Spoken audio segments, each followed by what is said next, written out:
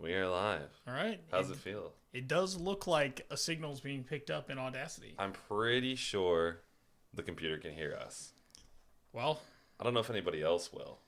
It depends on how many people download it or watch it on YouTube. about to say, I think right now with our whopping, how many subscribers? 62? 62 subscribers. 62. Yeah. Hey, So, for now, that's 62 possible people who could watch it, or if anybody else is looking for a motorsports podcast, a conversation there's show. got to be someone looking for a motor. I know we were. Why do you think we're here? Exactly. This has been a brainchild for a really long time. It has been. It has been. And I'm glad we are finally committing to doing it. Yeah, I think we've been talking about this since New Year's 2017. Yeah. Maybe? Yeah. Maybe going into 2018. Yeah.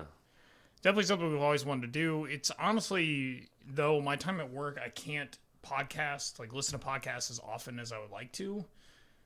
I couldn't really find anything when I could. I know there's an F1 specific podcast. Yeah. I'm sure there's some NASCAR stuff out Yeah, there. I definitely looked. Obviously, there's F1 podcasts, and then there's the Formula Drift podcast. I can't remember what it's called right now, but there's a few different out there, but it wasn't really ever what I was looking for, because, I'm into so many different disciplines of motorsport, That's what's hard. It's like, I want something, because there's really, beyond just podcasting and media in general, there's not a lot of just like overall motorsport shows. Right. Yeah, in most cases, like back in ESPN, like the heyday of NASCAR, they used to have like a true motorsports like evening show that people could watch to get caught up in news. You don't see that at all on ESPN. Why don't people like now. motorsport anymore? I don't know. What's the deal? I guess you could blame in the United States in NASCAR. Yeah, Probably something to do with rule changes and stuff, making NASCAR. NASCAR uninteresting. Yeah, But NASCAR's tough. I have been getting a little bit more into NASCAR here recently. Oh, no. I have been enjoying watching, especially this year. Yes. This year was a blessing to NASCAR. Absolutely. Even from all the iRacing and then into all the different road course races that they did. And you can see it reflected in the schedule. We'll get into it a little bit later, but you can definitely see how there could be somewhat of a shift. Now, I don't know if that's going to make a change for playoffs per se. Why do they have playoffs in NASCAR? Literally, what is the point of a playoff in that? It doesn't make sense. They're trying to create Game 7 moments is what they really want, because every other, sport has that when it comes to their championships. I get it. I do. But seriously, it's just... But it doesn't make any sense. It doesn't make any sense. Why race for points all year if points don't matter at the end of the year? Yes, exactly. If you win a race, you literally get into the cup. Or the chase, whatever it is. It's incredibly frustrating. It just doesn't...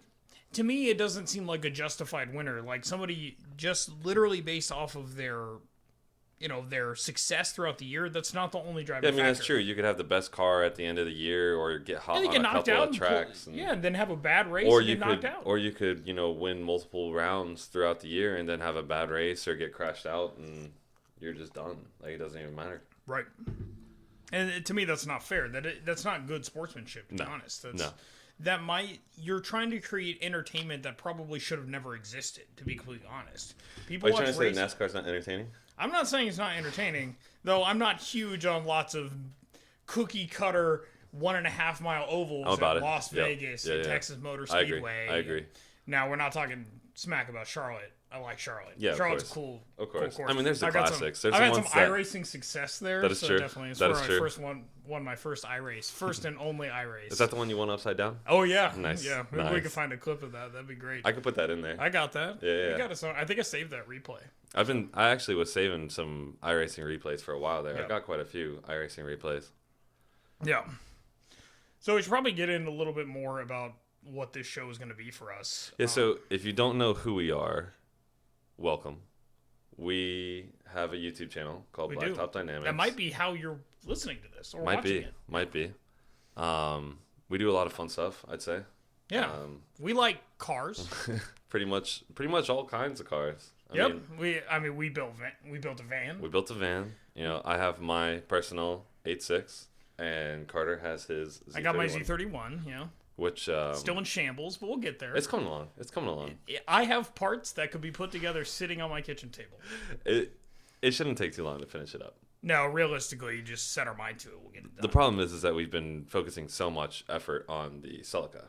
Yes, the race car is priority number one because realistically, it's our next. It's the one that has to run. Yeah, it's got to be ready in time for April for us to run. Which is the reason why I haven't even done anything with the 8.6 since the dyno day, which was it's about a month ago now. What's the 21st? It's almost a month ago. We did it on the 23rd, right? It was 2 days before Christmas. It was Wednesday before Christmas. It hasn't been touched since then. I think I started it once. Yep, put it in the garage. It's kind of sad. Got some success. Kinda. It ran. It didn't blow up to a certain RPM and did not blow up. It did not blow up. Which is honestly, I mean, if it was not going to work out, that's all that I could ask for is that it didn't blow up. Yep, exactly. So, I mean, we made 140 horsepower, 112 foot-pound of torque at 5,000 RPMs. So, but that's which realistically is half of the rev range, and that's with no timing, anything. That's just clean up the fuel table a little bit so it doesn't run lean. Yep. So there's a lot of potential to make a whole lot more to the ground. There is. Yeah. There is. But it has taken a backseat to the race car, which obviously because we have to get that ready. Yeah, the race car has to run. It has to be equipped with all of its safety equipment. It's got to be ready to go. Yeah. And really, safety equipment-wise, we want it ready to go even earlier because we're looking to do a track day. We were open for next Friday, but man, we took the seat out. We got fucked by seat manufacturers. If anybody makes a seat bracket for a 1990 Toyota Celica, hit us up. And can deliver it in 3 days. 4 days max. So we have time to get it set into the car. But because I still have that day off, but I think I'm just going to switch it. Yeah, I've got it off too. We'll see. Yeah, but you'll see it in a video eventually. The seat bracket that was in there is not something I'm personally trusting my life with. I don't know about you. Yeah, it was not good. My original thought was the seat is in there now. Why would we need to change the seat bracket when we could just mount the sliders to the existing seat bracket? But when we got the seat out, it was not pretty. No. Kudos to whoever put that together, because I mean, it's. Kudos to whoever drove the car with that in there, because that was scary. I mean, it was planted, but it wasn't remotely even. Like, it was definitely somebody custom bent some pieces of metal and made it fit. I mean, I'm more concerned about the safety point. I mean, they literally had to shave the bolts down in order to mount the harnesses in. That's a good point. You're just asking for shearing. It's a hell of a risk that I am personally not willing to take. If anything we've been emphasizing while building the Celica, it's been safety. Yeah, pretty much. And that's no the expense whole entire spared goal. for safety. Yeah. A good seat, we're going to make sure it's planted with the appropriate, pieces of equipment. I mean, Yeah. No expense spared on safety. That's the big thing, especially because we got the car in such good working order. Yeah, of course. Mechanically, there's no reason to sacrifice that aspect of it. No, yeah, since we didn't have to build a car from the scratch, I mean, yeah, we really don't have an excuse. Yeah. And our other friend Jesse, who's in on that race car build for us, I mean, that's something that's really important to him. So, yeah, but this show, obviously we talked about the YouTube channel. All right, so one more little thing about the YouTube channel. Okay. I just wanted to mention that for any of you guys who are watching this on our YouTube channel and are, looking for us to post more videos, starting the first week of February, we will be posting one video every weekend. So Sunday nights is when I have them scheduled to upload. So every Sunday night, we will have at least a video, and then hopefully, a podcast, and then maybe another video in between there. So that's at least the goal for right now. We've got a few videos stacked up so that we can make that happen. So sweet. It's we've definitely been lagging, admittedly. It's been to the 62 people who have stuck with us. We appreciate it very much. I'm going to get you a Z31 Part 2 at some point. Shout out to the Z31 community. We are not huge, but we are very tight-knit on some forums. Forums are dead, bro. I don't know. I use them almost every single time I'm doing anything. Sure, is it a post from 2006? Of course it is. That's the problem. Of course they tell me to go down to Courtesy Parts or go over to my local Nissan. Yeah, they can get me that. Yeah, right. Yeah. They can't. Courtesy Parts occasionally. So about the podcast. Yes, the reason we're here. As we were saying when we started, we want a show that's going to be able to talk about lots of disciplines. There's not just one thing we watch every weekend. Like, we don't live and breathe Formula One. But is it my favorite Sunday ritual? You bet your ass. There's nothing better than waking up Sunday morning to a Formula One race, and then it gets red flagged, and then you don't know who's going to win. It's about the only time it's interesting. But you know what? I still like the ritual. I want to get some breakfast, get some coffee, wake up at 7 a.m. All right, maybe 7:45, and hopefully, you know. I'm usually up at 7. Well, yeah, but usually the race starts at like what, 9:15? Yeah, it's pretty much always like 9:15. If it's a European race. So. Yeah. So I guess that leads us right into our obligatory F1 it's true. talk. But just a couple things. So as we produce more iterations of this podcast, we're going to talk about a number of different disciplines. So, you know, in this show, we're going to talk about a few of the major motorsports in the world, you know, especially here in the United States, and ones that we particularly find interesting, talk about some changes. But as the season progresses and more disciplines are introduced in other series, we're probably going to talk about that. You know, we're big fans of drifting, so we'll cover Formula D and different changes there and exciting news. And So I very much have a newfound passion for basically any sort of amateur racing. So I am very excited to follow MX5 Cup this year, as well as Champ Car, which is what we'll be racing in, and a few other amateur racing series that are out there. Because honestly, like, for me, like, that's the most relatable, right? Like, that's like what is the most attainable for us, and that's, you know, I want to keep an eye on it per se. Like I would love to build a Spec Miata car. I would love to drive an MX5 Cup car, and you know, these are just kind of like, you know, the steps to get there. So 5-year goals, right? 5-year goals. So it's many a 5-year five-year plan. goals. Everything's a 5-year plan. Build a Miata, maybe build a Porsche 911. Yeah. Buy a racetrack, you know, somewhere in there. Buy a racetrack. I would love to. Shout out to Cletus. Shout out to Cletus. He's doing it right. God, and his videos have just been so entertaining. Like, especially really, the pay-per-view stuff is worth paying for. It really is. Really entertaining. I was never really a big fan of Cletus's YouTube channel, mainly just because I'm not a huge fan of drag racing, and he does a lot of drag racing. Huge, high power, but cool stuff. But honestly, especially since he bought the Freedom Factory and he's been doing some of this other stuff, I mean, he's really entertaining. Like, he's really got it figured out. He's got the character, I guess you could say. Like, he has owned the Cletus character. He has made it, you know, enigmatic in some ways. Yeah. So, shout out to him. He probably won't listen to this, but... Yeah, and just we're happy to see some stuff, you know, not that we don't think Florida's already sort of a mecca for cars, but he's certainly kind of been a focal point here in our state. Yeah. At least in the car YouTube thing. And literally, like, reviving an old racetrack. That's really cool. That's like, really I've got a lot of respect cool for somebody who's willing to do that, to front the cost to be able to do it. Like, I can't wait till the pandemic kind of lightens up so we can go down and participate in some of that and stuff. Then go on to local news and say that he just wanted to do burnouts with his friends. That is... Thank you, Cletus. Thank you for what you bring to this community. Yeah. Because that's all we want to do. Yeah, that's all we just don't get the opportunity to be interviewed on the news for it. Exactly. Yeah.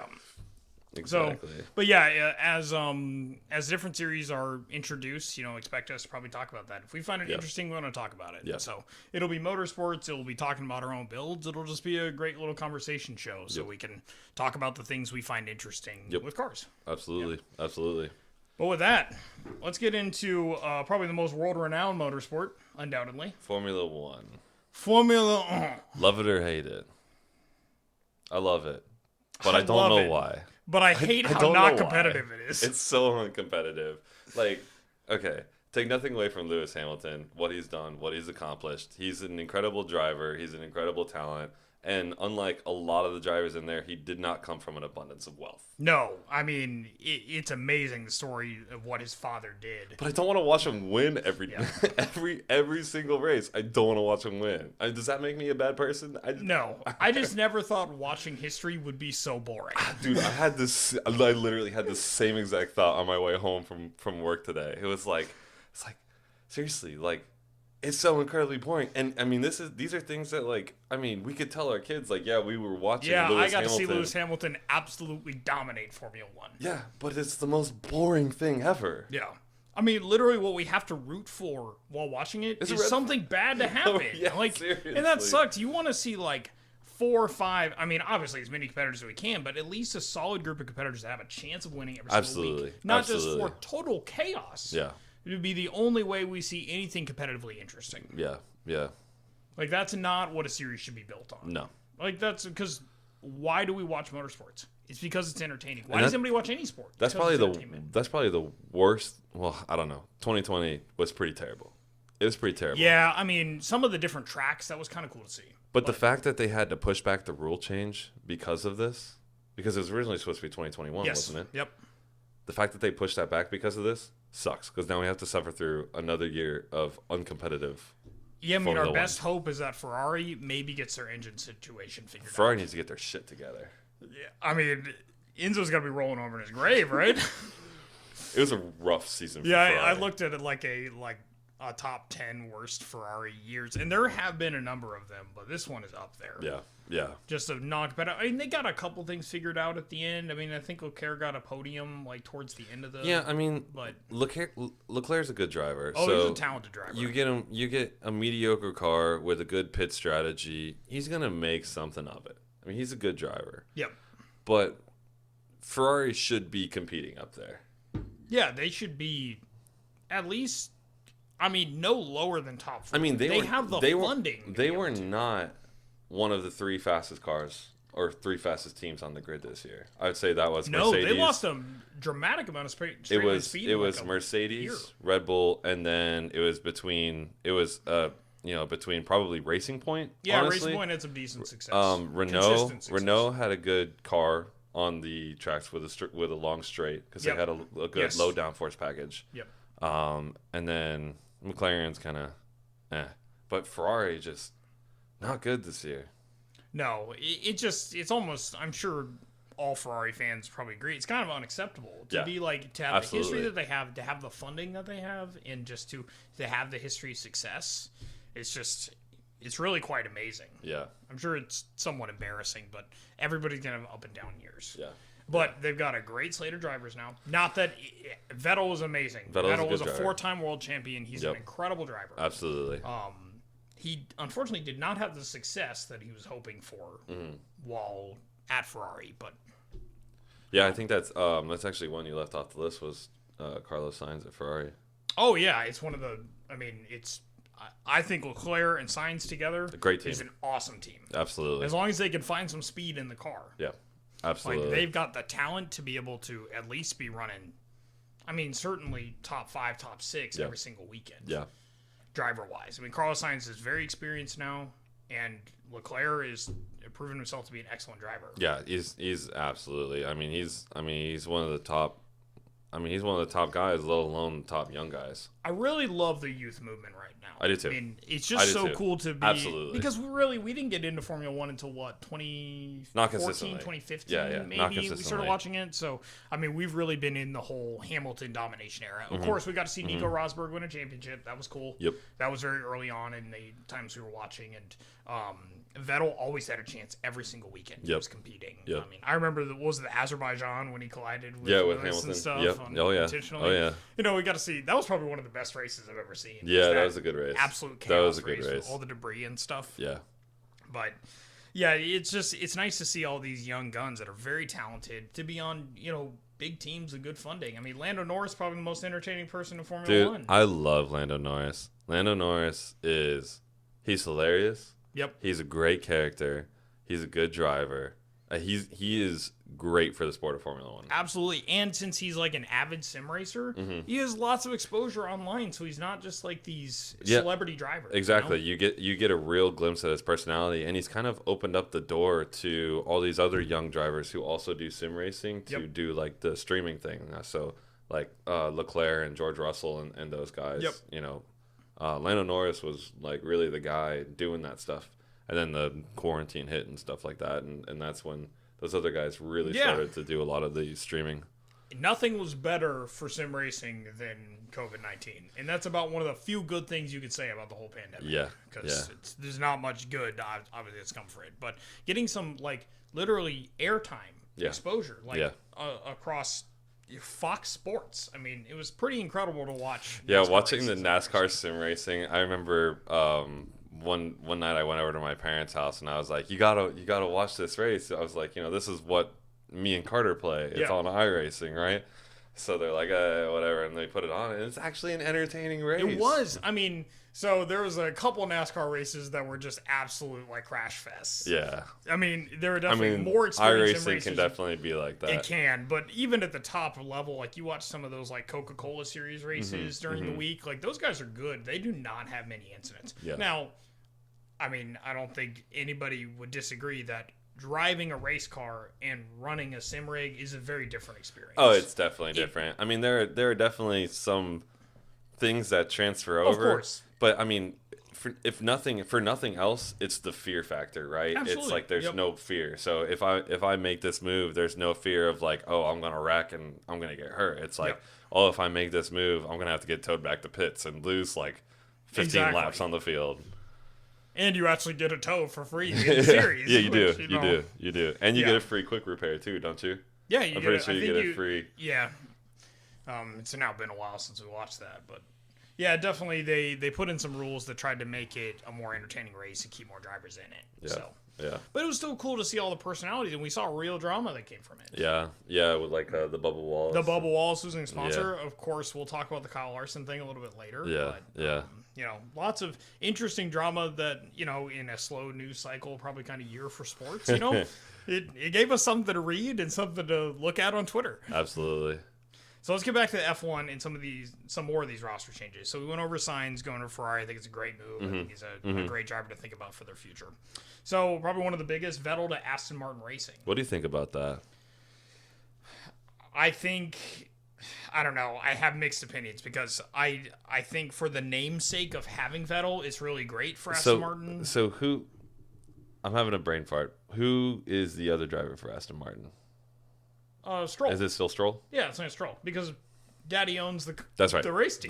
That's right. Now, and I'm like, I was kind of critical about so some of these rumors were circulating earlier on in the season that something may happen with Checo, that he may end up moving somewhere or losing his seat. And, at the beginning, Stroll was like, man, are they really going to keep him? I mean, it's just like the epitome of this like nepotism pay driver thing. Yeah. But though he didn't win a race, or I don't know if he made podiums this year, he had Stroll had a good year. Solid success. Stroll had a good year. For as much crap as I will give him for his dad owning the team, he had a good year. Yeah. He drove well. He drove his pants off. And then there's some races where you're like, okay, well, what are you doing? But he had some good finishes. He had to have podiumed, didn't he? I don't know. We'll have to check that. I don't know. I know he at least got fourth in quite a few races. He had very consistent top 5 finishes, if I recall. Yeah. So we'd have to look at that. But I think it sucks that Checo lost a seat, especially to have literally built that team like he did. Yeah, but he made out like a bandit in all this. Oh, I know. I'd rather be sitting in a Red Bull car. Absolutely. I'd rather be in the Red Bull B team than Aston Martin.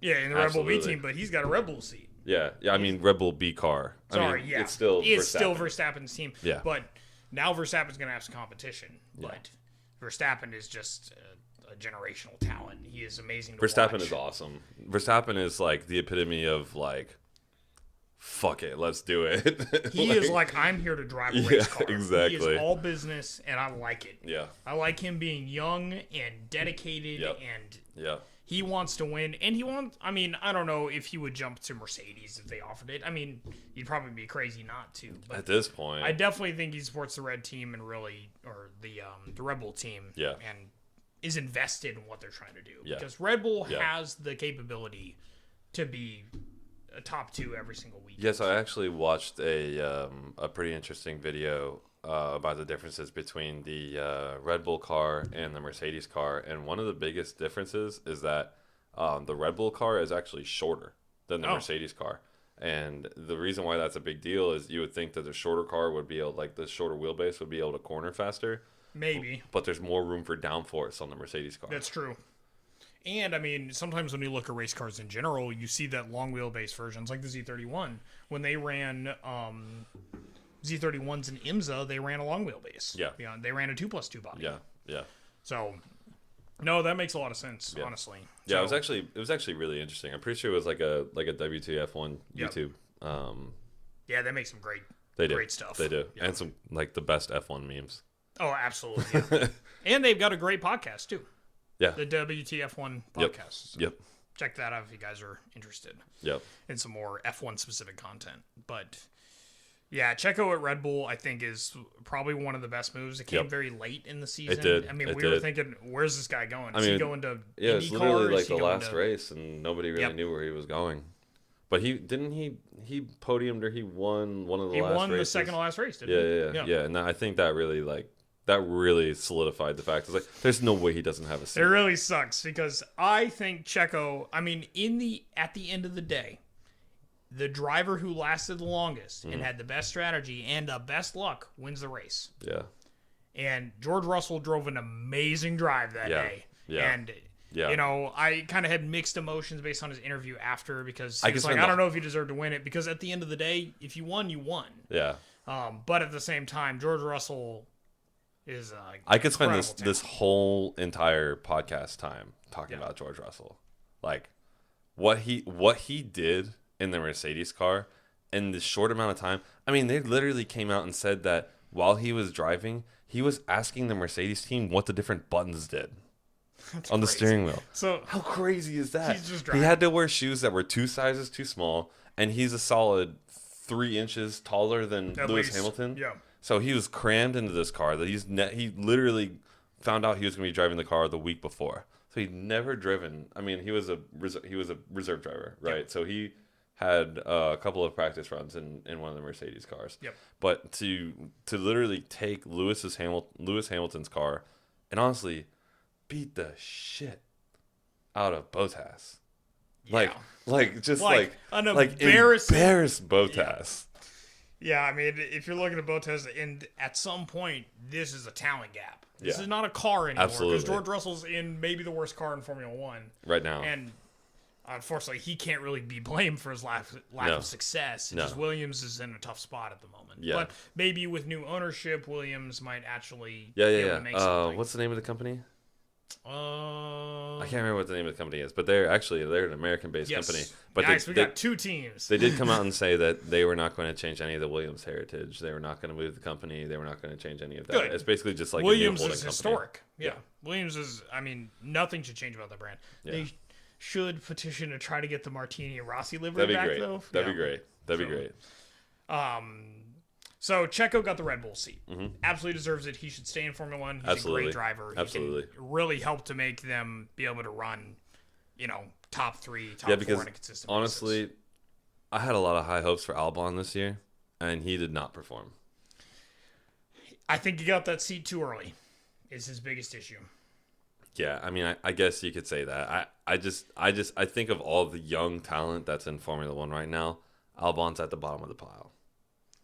Well, certainly based on his performance in such a car that had great potential. That's the thing. Like, there's no reason why he shouldn't have been running. I don't know if he's at the bottom of the pile. Who would you put young drivers? Who would you put below Albon right now? I don't know. But young drivers in a good car or young drivers in a not that great car? In a not that great car. What about Latifi? Okay, I'll give you that one. Yeah, there's like a few guys at the bottom of the rung that are like. I'll give you that one. I mean, Albon is a good driver, but unfortunately, I don't think he's far enough into his career that he can maximize that car. Yeah. Because I mean, talent is talent, no doubt, but there's no doubt that skill can be refined. Yeah. So some drivers will get better over time. It's possible. It happens in lots of sports. Yeah, of course. In anything that people invest their time into. Of course. Of course. You get late bloomers. And not that he's a late bloomer. He's in Formula 1. And he's young. I mean, he is. Yeah. Well, he was in Formula 1. He does not have a seat for the following year.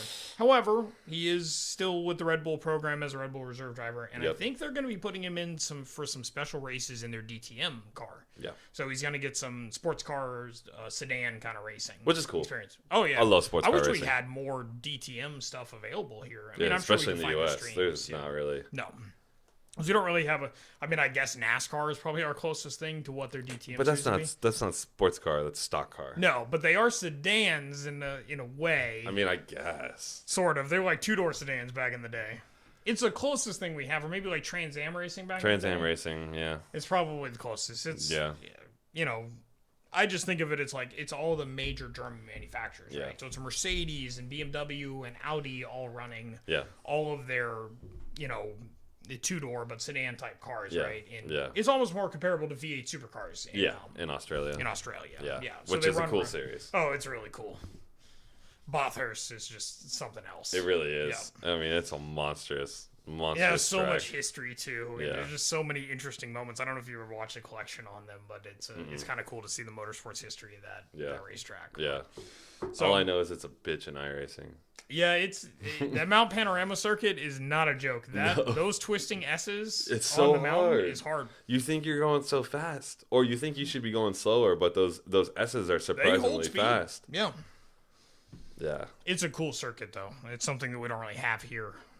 Probably the closest will be Laguna Seca, right? With the corkscrew. With the corkscrew. Yeah, but that's one turn compared to all sorts of turns. Yeah. So it sucks for Albon that he lost his seat, but at least he still got a ride in some capacity. He's not out of motorsports. He's young. He's going to have a lot that he's going to be able to do. I'm sure he's still going to have a great career. I'm sure he'll be back. He'll just make he'll make himself up in a different way, probably. Whether it's in F1 or maybe he'll take the the sports car racing approach, be like he'll be Nico back in Hulkenberg. F1. Well, yeah. He'll be back in F1. What's our good friend, is it Magnussen, who's come over to Kevin Imsa? Magnussen? Yeah. Yeah. We'll discuss that a little bit more later. I'm actually really excited about that. I'm not going to cool. lie. That's really cool. Yeah. There's definitely some cool names in Imsa, but we'll get to that. Yeah. So I guess probably one of the biggest deals is Mick Schumacher driving for Haas, right? Yes. Our American team still does not have an American driver, but maybe someday, folks. Maybe someday we will have an American racing in Formula 1. I thought Jimmy Johnson was going to Formula 1. No, I believe the car has a wing, but it might be here stateside. Damn. And not just one weekend in Texas. Probably at least one weekend in Texas, but yeah, maybe Jimmy Johnson, however old he is, will finally make his Formula 1 start. Yeah, right. He's a talented driver. He'll get some open wheel experience. Yeah, we'll see. Something like that. Maybe. Something. But Mick Schumacher, what a name to have on your team. Yeah, really. I mean the name's. I mean, the resume's there. He won F2 he won last F2 year. last year. Yeah. I mean, that is a great achievement to be able to do. That's all of the talent in the world. Yep. I mean, there's some other series, certainly, for Formula car racing, but certainly if you're winning European F2, I mean, that's where you want to be. Yep. So, and I know he had some some mixed success up until that year, but I definitely think that performance, and I mean, carrying on the Schumacher legacy, I mean, it's no doubt you're going to have some clout because of that. Yeah, and good for Haas for making that move and getting that big name in there for nothing more than marketability. I mean, really. I mean, something I'm sure we'll talk about in the future with Formula D. I mean, sometimes you just got to take these young guys that are marketable. But but it's not like he's not talented. No. He's definitely talented. I mean, we'll see if he's his father. I mean, that's a really high bar. That's a really high bar. Lewis Hamilton bar. Can you imagine holding the weight of that name? Oh, I mean, you hate to be the guy that comes after the guy, right? Exactly. Yeah. You want to be Mick Schumacher's son. You're the guy son. who's the son of the guy. Yeah. You want to be Mick Schumacher's son so you can get at least 1 degree separation away from Michael. But still, I think it's a great move. I think I want to say it sucks. I mean, it sucks for Magnussen because I think Magnussen's really talented. I think Magnussen... But he could be a Hulkenberg type, right? So he can have a lot of success in sports car racing and still have a respectable career in Formula 1. I actually really liked Kevin Magnussen. I think that... So didn't he win his first ever race, or he podiumed in his first ever race and never got another podium ever? That's right. I think that Kevin Magnussen did not get, and I'm sure this happens with a lot of F1 drivers who end up driving for, mid-pack teams or back-of-the-pack teams. I don't think Kevin Magnussen got a fair shake. I don't think Kevin Magnussen was ever really put in a car where he could be as successful. Agree. As I don't possible. think he was ever put in a position. I like Kevin Magnussen. I think he's a good driver. I think he will do very well in IMSA. I think... Which team is he driving for again? Oh, I don't remember. We'll discuss this a little bit later on. We got some IMSA notes here. I think I've got it right here. It's Chip Ganassi. Chip Ganassi. Yeah, he's running IMSA Cadillac DPI. Yeah, I mean, especially in the Cadillac. I mean, I think he'll be successful in that. But yeah, I like Kevin Magnussen. I think he was a talented driver. I don't think he got a fair shake in Formula 1. Did you see his quote this week talking about the IMSA car driving the DPI? No. He said that, basically, to summarize the quote, that the Formula One currently lacks the soul that this car provided. I get that. I mean, So- what you got? Like it was an LSX and the Cadillac It's DPIs? true. You just got a naturally aspirated V8 having a grand old time. Yep. And a big, fast car. I mean, Yeah. The DPIs are sweet. Yeah. Yeah. So, hope for a lot of success for him. Excited to see him in probably our favorite series. Yeah, Be able to watch absolutely. him drive. Yeah. So, Yeah. yeah, that'll be really cool to watch in the upcoming weeks. So now we talk about Nikita Mazepin taking the other seat. Nikita Mazepin, Russian guy, right? Russian kid. How Yes. old is he? He's in his early 20s. Yeah, I think so. Either late teens, early 20s. My guess probably early 20s. Yeah. I mean, we'll start with the good. Did fairly well. Finished fifth overall in fifth Formula overall. Yeah, he had 2 wins last year in 2020 and 6 podiums. 2? Yeah. So That's pretty decent solid. Success. That's pretty solid. Yep. Well, what does he really have? He's a boob grabber. Well, there's that, but I was thinking he really had money. Yeah. And, I mean, pay drivers are a part of Formula One's history. That's It true. is what it is. There are lots of people that have had seats in Formula One because of decent success they've had in lower series and, Yep. of course, having the money to be able to pay for their seat. Yep. And it is no doubt that Gene Haas needs some money Yeah. Seriously. because, I mean, just in general. there was speculations that they weren't even going to make this last Yeah. season. I mean, he is basically self-funding their operation. Plus half of a NASCAR team. I guess we should be thankful. Oh yeah, we should. I guess we should be thankful. I just wish he hadn't started with controversy. Like that's what really sucks. Because like It does suck. America hasn't had a foothold in Formula One in a very long Very time. long time. I mean, I can't even tell you the last time. What?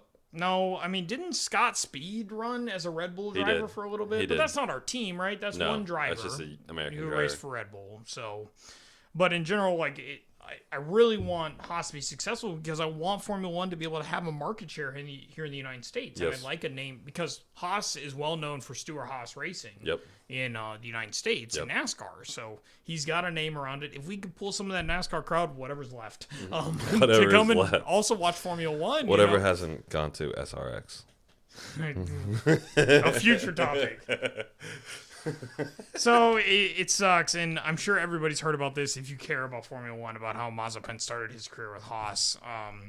Basically, in early December of last year, 2020, Mazepin had posted an Instagram story where it appeared to show him inappropriately grabbing a woman's breast. Boob grabber. Yeah, it's a very poor way to start. So Haas did come out with a statement. They rebuked Mazepin's actions, calling them abhorrent, which is great, but we'll have to see what actual penalties he'll pay from like a actual position perspective, because There probably won't be any. because he's where the money's coming from. Yeah. Not all of it, I'm sure, but some of it. I mean, at least. So I mean, there were some statements made by the woman in the video, like.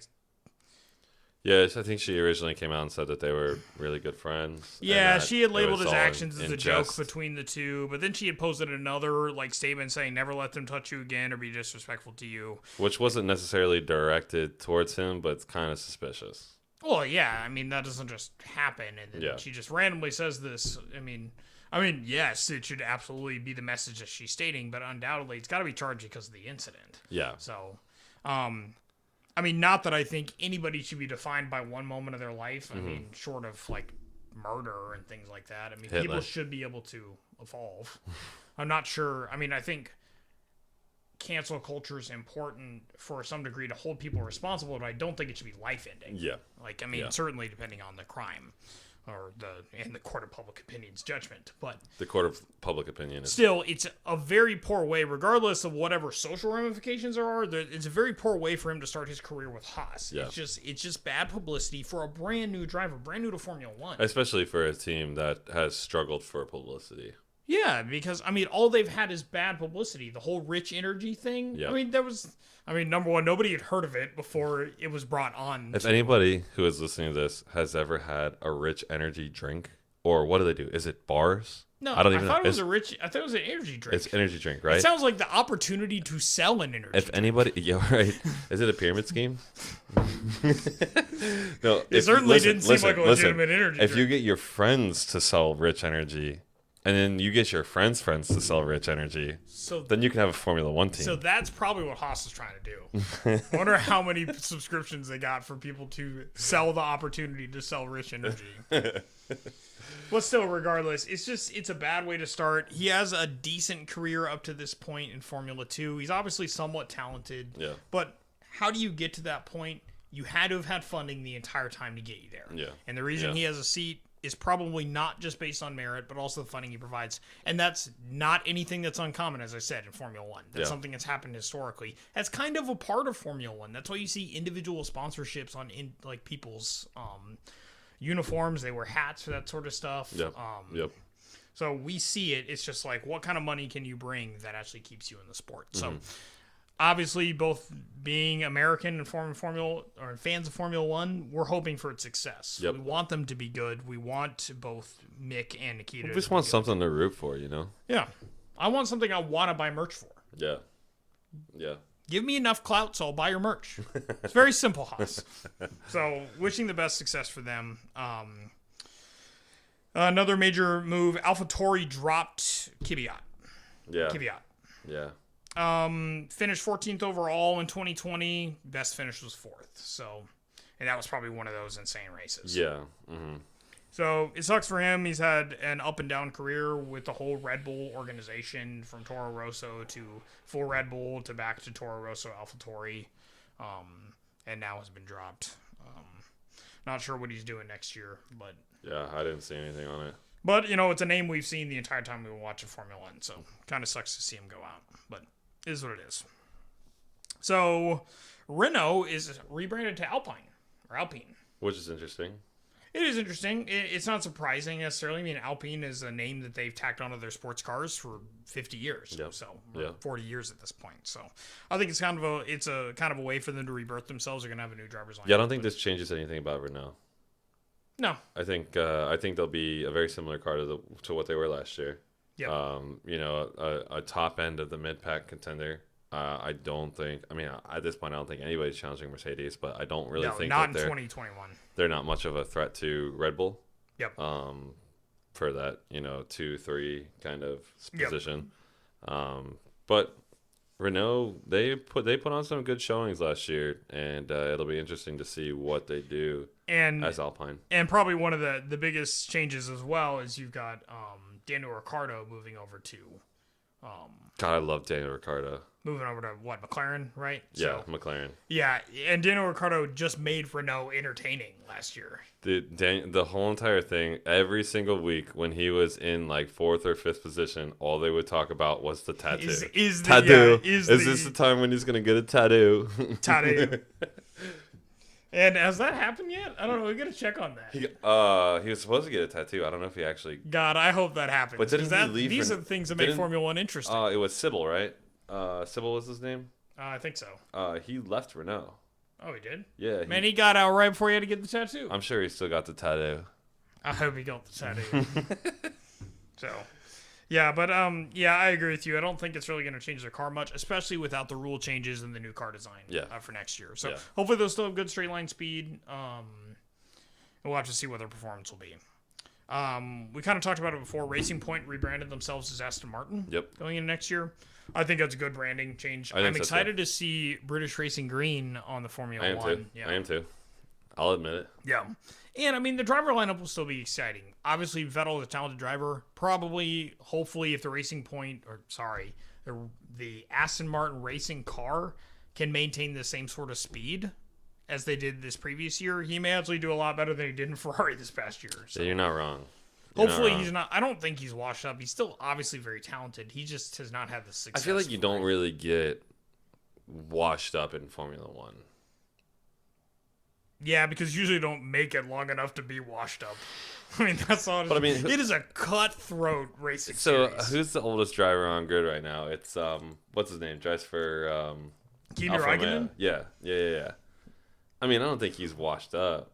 He's old. No, he's honestly one of the most talented guys out there. The problem is his car, really. Because even in his last year at Ferrari, he still had lots of success. Yeah. So, it's not like he honestly just got kind of let go for the youth movement thing. Yeah. Kimi Räikkönen is not young. It is just... He's not young. Iceman is not Forever entertaining, though. Forever entertaining. God, the man could say nothing and it's interesting. To be honest, I think Fernando Alonso's got a little bit of that too. Like, yeah, I mean, just some of the memes, like the sitting in the chair meme and stuff. I don't get the Fernando Alonso thing. And I mean, I guess a lot of that comes from a time before I was really because heavy his into heyday was Formula the mid 1. 2000s. I get that, but Fernando Alonso as a character, I don't see it. I don't see there's no personality there. Like I love drivers with personality. I love Lando Norris. I love Daniel Ricciardo. I love Max Verstappen. Like those guys, they've got personality. Yeah. Fernando Alonso, I don't get it. I don't see the appeal. I don't know if it's him or just the memes that have been created around him. I mean, the memes probably have something to do with it. Yeah. I mean, nobody would know what the Pepe meme is without the internet. So thank you, internet, for giving significance to insignificant things. Not that Fernando Alonso is insignificant, but certainly his personality. I mean, he's had some interesting run-ins in previous past with arguing with teammates and stuff like that. So there's definitely some personality. I mean, he's there, fiery. I'll give him that. Yeah. But and he's an incredibly talented driver. I mean, yeah, he's got two world championships at a time that was very competitive in Formula 1. That's so true. That was a good thing. That's true. Plus, I mean, we've watched him win a Rolex 24 in person. He's an amazing driver. That was the year that the track was flooded, wasn't it? Yep. I'm pretty sure. That was the super rainy year. Yeah, we got a lot of water in our tent. So much water. So much water. We won't have any water in our tent woke this up year. in a puddle. We don't have a tent. We don't have a camping site. Yeah, we're not going. We'll get to that a little bit later. Ugh. But obviously Fernando Alonso is coming back to Renault for next year, which or Alpine, whatever they want to call it. So hopefully he won't be the washed up thing. I mean, he's not young, but he is very talented. Yep. So hopefully he'll have success. He'll continue the Renault tradition of being able to run in certainly top 6, top 8 consistently, and maybe he shakes things up, makes things interesting. Yeah. I am rooting for any sort of excitement we can get in Formula 1. That's true. So if an old guy comes back and runs, I'm hoping he wins every race. I mean, I'm rooting for it, but I don't have high hopes. Yeah, but you gotta latch on to anything you can. Yeah, right. At this point, so Ferrari engine upgrade. Supposedly, there's been some work that's been done. I'll believe it when I see it. It'll make it competitive. I'll believe it when I see it. Yeah, it's going to be on-track performance. Hopefully, we should see testing starting fairly soon. So yeah, actually, it should start really soon. We'll have to check the dates when it's going to occur, but hopefully we'll be able to see something interesting come out of that. Yeah. We kind of talked on it before, George Russell, about the success he could have. George Russell's the man. Just the future of Formula 1. Absolutely. I mean, he's undoubtedly. Absolutely. I'm not going to say he's going to be able to be Lewis Hamilton. I hope for the sake of the sport, you don't have a lot of Lewis Hamiltons. That's true. Because winning to that degree, it's the same thing. I'm sure if you're a Patriots fan, you love watching their dynasty. But it's not that interesting. Hey, go Bucks. Hey, go Bucks. Tom Brady is my favorite quarterback, now that he's mine. Hey, I was never big on the Tom Brady hate. That's right.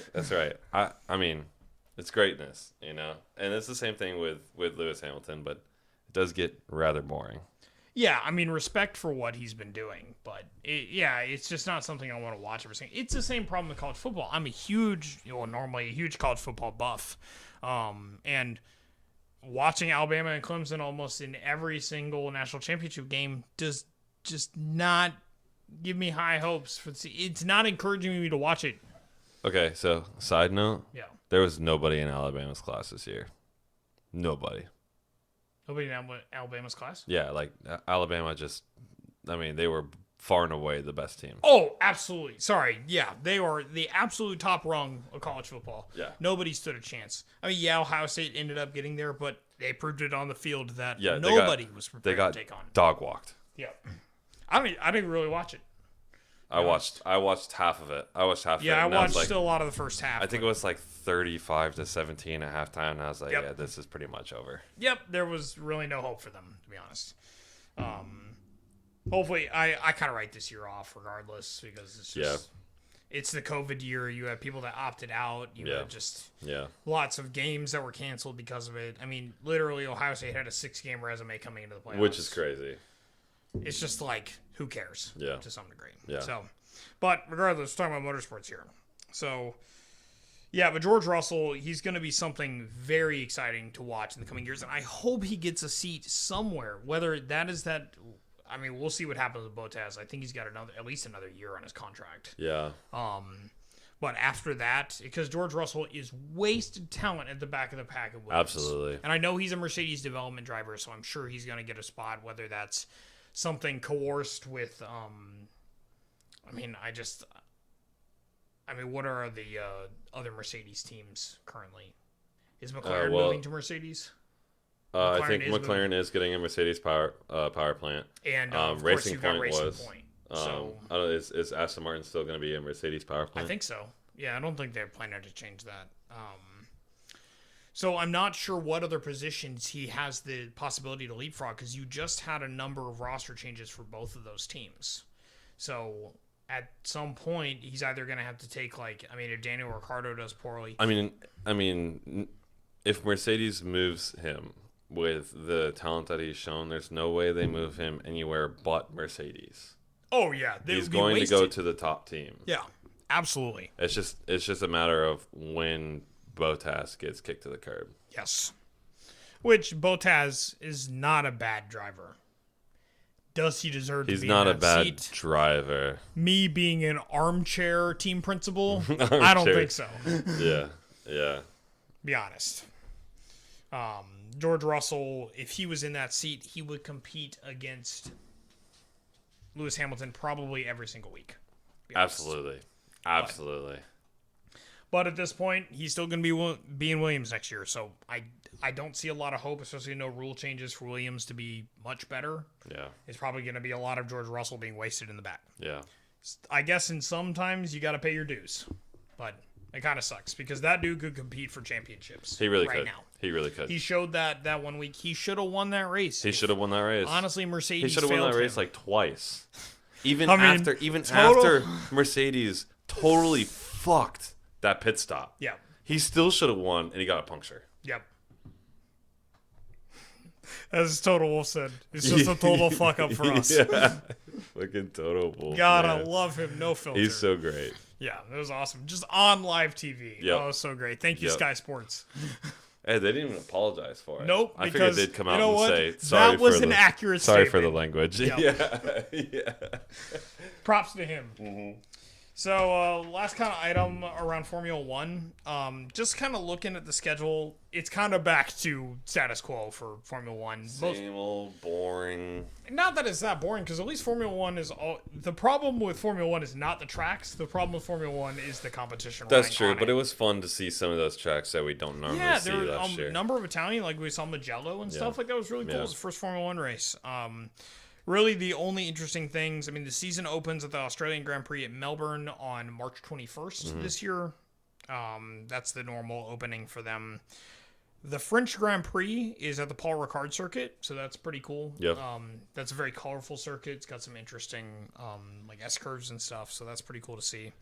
But there's no German Grand Prix, so we don't get to see the Nürburgring GP or Hockenheimring or anything like that. So it was nice to see that in this previous year. Yeah. If anything, 2021 offered a little bit of variability of European-based tracks.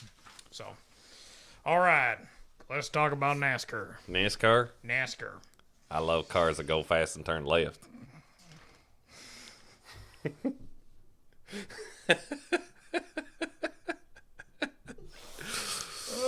Can we talk about the best thing for NASCAR this year is Clint Boyer being in the booth? I love Clint Boyer. He's a great driver, but he is the best personality in NASCAR right now. Yeah, I would say. Absolutely. I think so. Certainly as a driver, he was kind of like half in the booth last year. He was, dude. Yeah, they were going down to him with interviews. Dude, when they were doing the iRacing, they literally had him like. Oh yeah. It was awesome. Yeah. Like they had him in studio on mic and complaining about other drivers and stuff.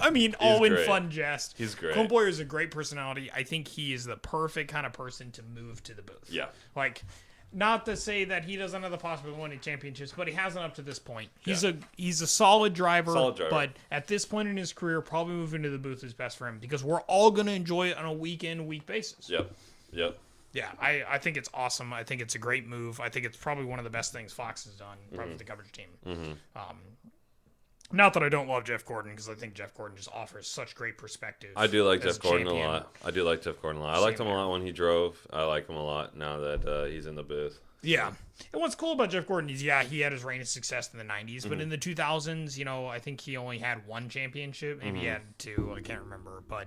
But in general, he... Dude, my grandparents were huge Jeff Gordon fans. I mean, DuPont stuff was everywhere. Yep. He was a sensation. Yep. An amazing driver, and won championships in multiple stages in his career. Yep. Just to show how good he was. Yep.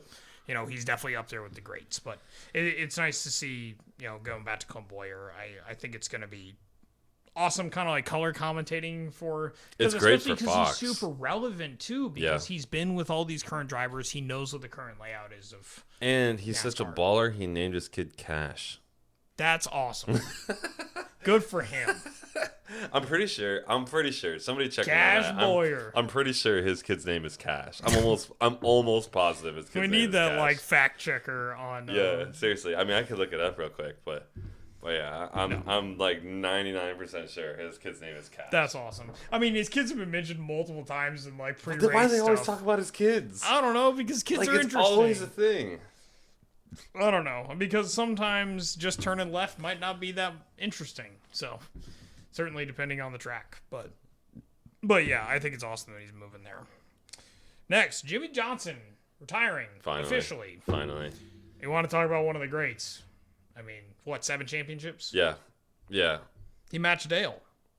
Dale Senior. I mean, it sucks to see Jimmy Johnson go out the way that he did, because actually he was supposed to retire last year. Yep. But he had a very poor 2019 showing and wanted to come back for another year, and then COVID happened, and all that went down, and then I guess he finally decided to call it quits, even though he did not really have that much of a successful year this year either. But yeah, I mean, it's hard to say or to give any perspective on this year, because it was just so. Yeah. I mean, you started your year with the Daytona 500, with the horrible wreck at the end. I love the Daytona 500. Yeah, that it's certainly one of the most interesting motorsports events I watch every year. I mean, if nothing else, for all the crashing at the end. There's a lot of crashing. Yeah, but you had a Monday Daytona 500. But don't you this year? hate the You should have people known who 2020 was going to be weird. Don't when you the hate Daytona the people 500 was who on watch Monday. NASCAR just for the crashing though? Yeah, because that's not the. Doesn't that kind of irritate It is a you? byproduct of the sport. Yeah. That makes it interesting. It's the reason you're That there really should be to irritates watch. me. Like I'll be like watching a NASCAR race with my little brother, or your brother. Your brother's my the brother's worst. terrible He's about the it. worst. He comes in. He's like, "Did anybody crash yet?" No. Oh well, then it's boring. And I get it. Well, I don't really get it, because now being a motorsports fan, I can appreciate what it takes just to turn left, to be honest, because it's difficult. Yeah. Drafting is difficult. There's a lot of sort of bump drafting very minute is strategies that you're trying to play. I love here. bump drafting people in iRacing. Yeah. It's so awesome. great. You just Except for push right sometimes to the the incidents front. you get. Yeah, well, 25 car pileup, no big deal. Yeah, whatever. I mean, that's just the end of actual NASCAR at Daytona. Yeah, so, seriously. Yeah. Yeah, but I agree. It's obviously the people that come into that, they don't appreciate the sport for what it is. Right. And there's going to be people like that everywhere. It's kind of like car guys that exclusively like Tesla. They're not car guys. Unpopular opinion. Tesla Yeah. guys are not car guys. Well, if all you care about is Tesla and superiority, and you didn't care about cars before Tesla came out, you're probably not a car guy. Nope. You're a tech guy. Exactly. And I will not try to argue the kind of, especially drag racing performance that a Tesla will offer, but it doesn't mean I find it interesting. I hate it. I mean, I hate it. There will Fight probably me. there's an inevitability that all cars will be electric, I hate it. and it sucks. But but at the same time, I'm gonna appreciate the internal combustion engine for as long as I can. But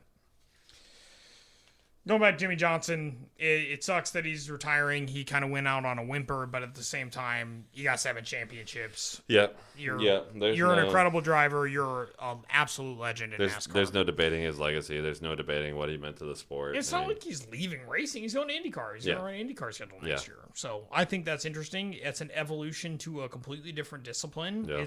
That's cool. I can appreciate that, and I'll enjoy watching it. Completely different, but I hate the Indy 500.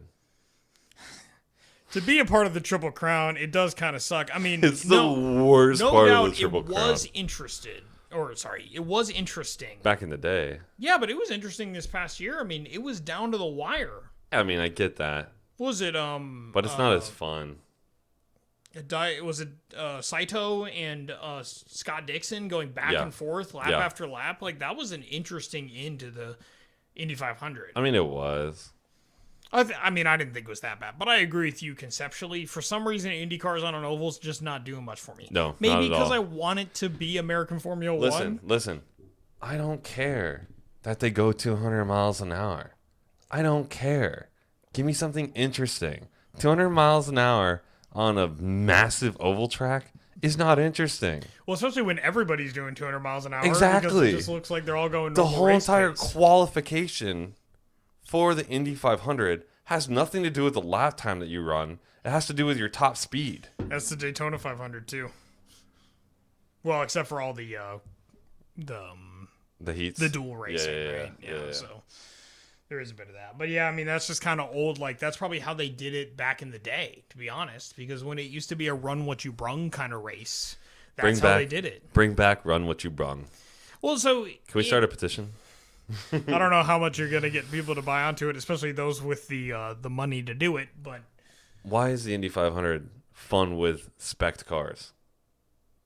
So the only thing that's somewhat interesting about the Indy 500 is you do sometimes still get some one-time entrants, much like the Daytona 500, where you get some people coming in because they're small teams. Yeah, in the 90s you had some teams. like Mercedes-powered Penske's and stuff, which they didn't run any other weekend of the year, but they ran specifically for the Indy 500. Yeah. So in a spec kind of way, and you'll get the occasional like star driver like Fernando Alonso. And he was doing pretty well his year that he was really running for it. He was.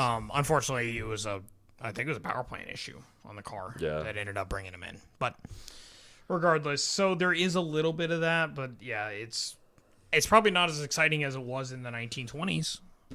Bring back the 1920s. It's probably also a lot slower. And it's probably a lot safer now. So whoever said safety was cool. We both just skateboarders. At least formerly. Yeah. Who was wearing a helmet? Who wears helmets? Mark. I've got a helmet and a Hans. Exactly. Now I might skate in that.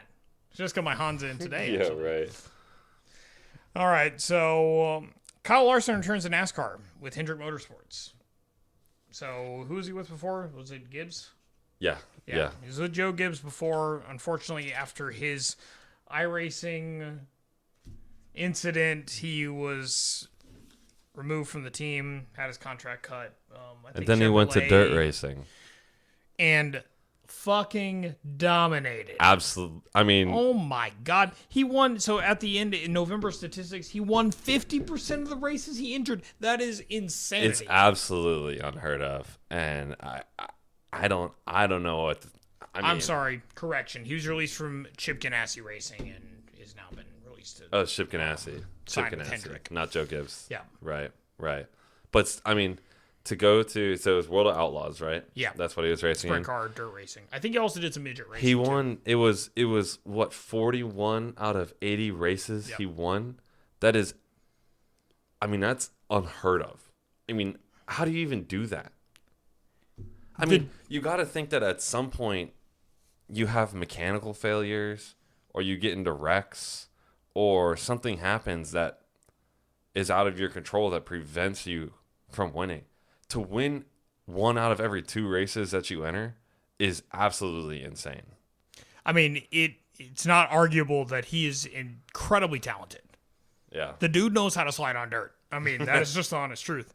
And he's a very good asphalt racer. I mean, he is a star of NASCAR. Yeah. That's what really sucked with his incident, dropping the N-word on stream. Yeah. I mean, there's no excuse for it. No. I mean, you are not 16 playing Call of Duty. It's a gamer word, and that's what's stupid. I mean, you get people like, I think PewDiePie got into a controversy a while back for. I don't know who PewDiePie is. You don't know who PewDiePie is? No, what is that? Really?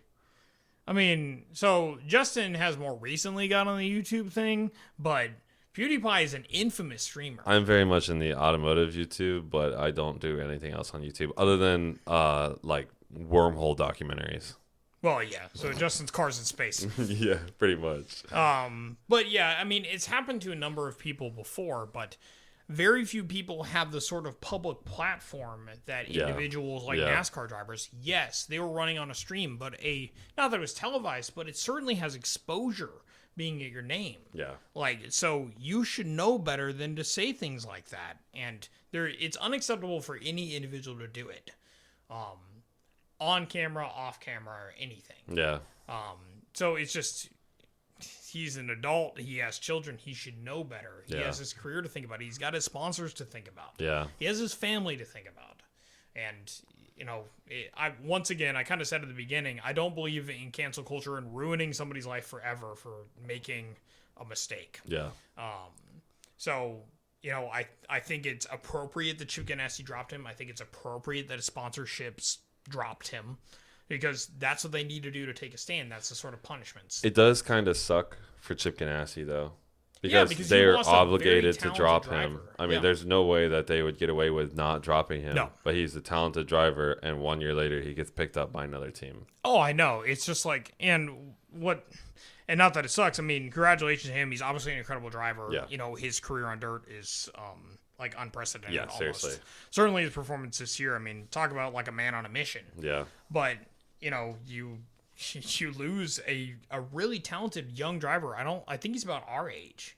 Yeah. He's either 28 or 29. He's young. Yeah. And we know in NASCAR you can drive for a long time. Yep. I mean, Kevin Harvick's still driving, right? He's I'm great. pretty sure. I mean, he's great. Colin Boyer is getting a little salt and peppery too. Kevin Harvick's good though.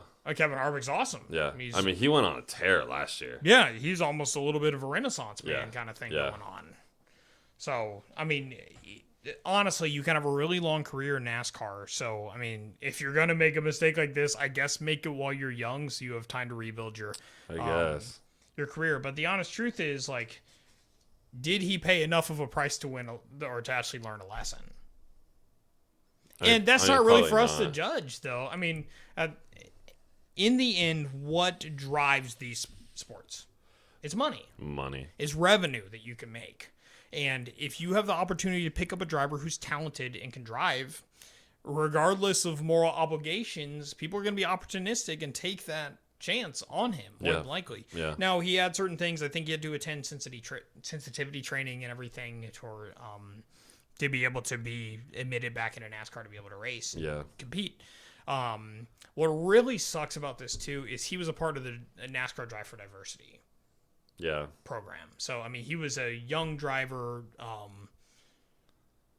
He comes from at least partial Japanese descent. So he is kind of somebody that's an individual that's uncommon in this sport, dominated by young and old white men for the most part. And that's probably, a lot of these guys come from North Carolina. That's kind of the history of NASCAR. Yeah. Even though Jimmy Johnson's California. Yeah. So, West Coast guy. But in general, to see somebody that's literally supposed to be like look, we're inclusive. Look, we have lots of different people in this sport. And then for him to drop the N-word on stream, it's like what kind of progress have we made? What do we do now? And it sucks because the entire sport, which in some cases I do think is making progress. I mean, literally after that happened, in conjunction with a lot of the stuff that happened over the summer with the killing of George Floyd and everything. I mean, NASCAR made a serious push to renew their image when it came to they did to everything. So, Bubba Wallace really pushed the racial injustice message and everything, and NASCAR made the kind of unprecedented move to ban Confederate flags at their races. Yeah, which honestly is probably a pretty big move for them. Oh, it's huge because you're alienating most of your audience. Yeah, and I hate to even really use that word because Yeah, well, that's true. Probably not the right word, but that is the majority. Yeah, of but NASCAR's nothing like audience. to probably, whether or not these values are valuable, attack the values of some of your core supporters. Right. But add it to the list of NASCAR's grievances to anger their most core supporters. It's kind of their history of doing it since the 90s, trading off important racetracks. Hey, why stop now? Like Wilkesboro Speedway and stuff to bring in, I don't know, Connecticut track or another race at Texas Motor Speedway or anything like that. Yes. But at least in this case, this wasn't just driven by money. This was, of course, driven by publicity and like the message that NASCAR's trying to produce. But honestly, it was a good move. Mm-hmm. Like I stand by that move. I think it's important to bring NASCAR into the 21st century or even the 20th century since the Confederates lost in the 1800s. So, at least we're making progress to the next 100 years. So, yeah, I think it's a pretty solid move by them. But getting back to the whole Kyle Larson thing,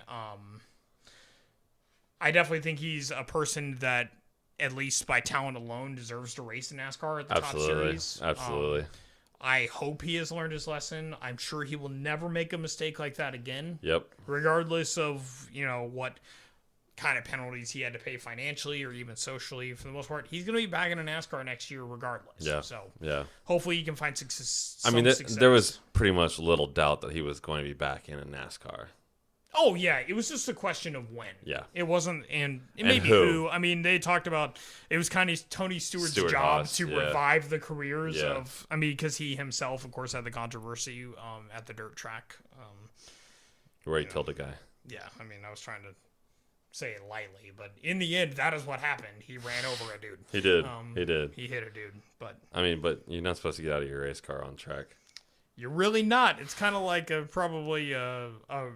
wouldn't say an unwritten rule. It's probably a written rule. Yeah, it probably is a written rule. Yeah, and those cars are flying and they're sideways. Yeah. So there's only so much control. Yeah.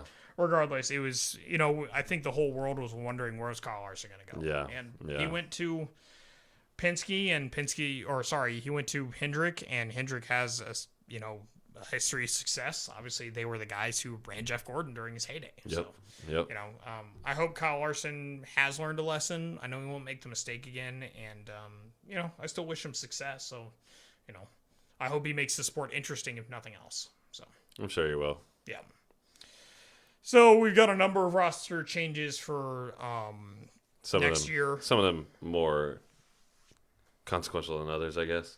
Probably a little bit. Just a couple of the highlights. So Chase Briscoe took Clint Boyer's seat in the number 14 at Stewart Haas. Which Chase Briscoe had a pretty solid year in Xfinity Series. Yeah, in 2020 he finished 4th overall and he had 9 wins. I mean, that's a solid.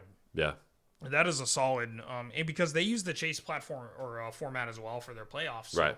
Of course, 9 wins. He's obviously guaranteed a spot in the Chase. So anything that happens, after that. Can be that fourth place overall is kind of just like out the window. Yeah, sort of. Because that's like a playoff. Exactly. Yeah. But still, 9 wins. That's super awesome. He definitely deserves to be up in the Cup Series at this point. And then you got Ross Chastain moving to number 42 with Chip Ganassi. Yep. He's got a bunch of experience. He's racing the Truck Series, he's been around for a while, and a limited run in the Cup Series too. He ran a bit in the Cup Series in 2020, and he finished 7th overall in Xfinity last year.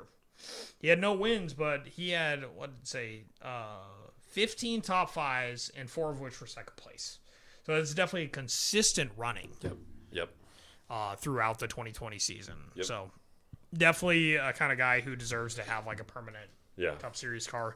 I mean, depending on the day, that's the beauty of NASCAR is it's a fairly competitive series. It really is. Like if you take NASCAR and you compare it to F1 in that sense, F1 you pretty much know who's going to win. Yep. Unless something crazy happens. NASCAR, it's anybody's it's the luck day, of the draw. Any given time. Your race could end halfway through, and then you're a no-name that ends up winning, the Coca-Cola 400 or the Coke Zero Sugar 400 or whatever. I mean, on any given Sunday. I mean, there are always guys that you see up at the front, like the Denny Hamlins, Martin Truex.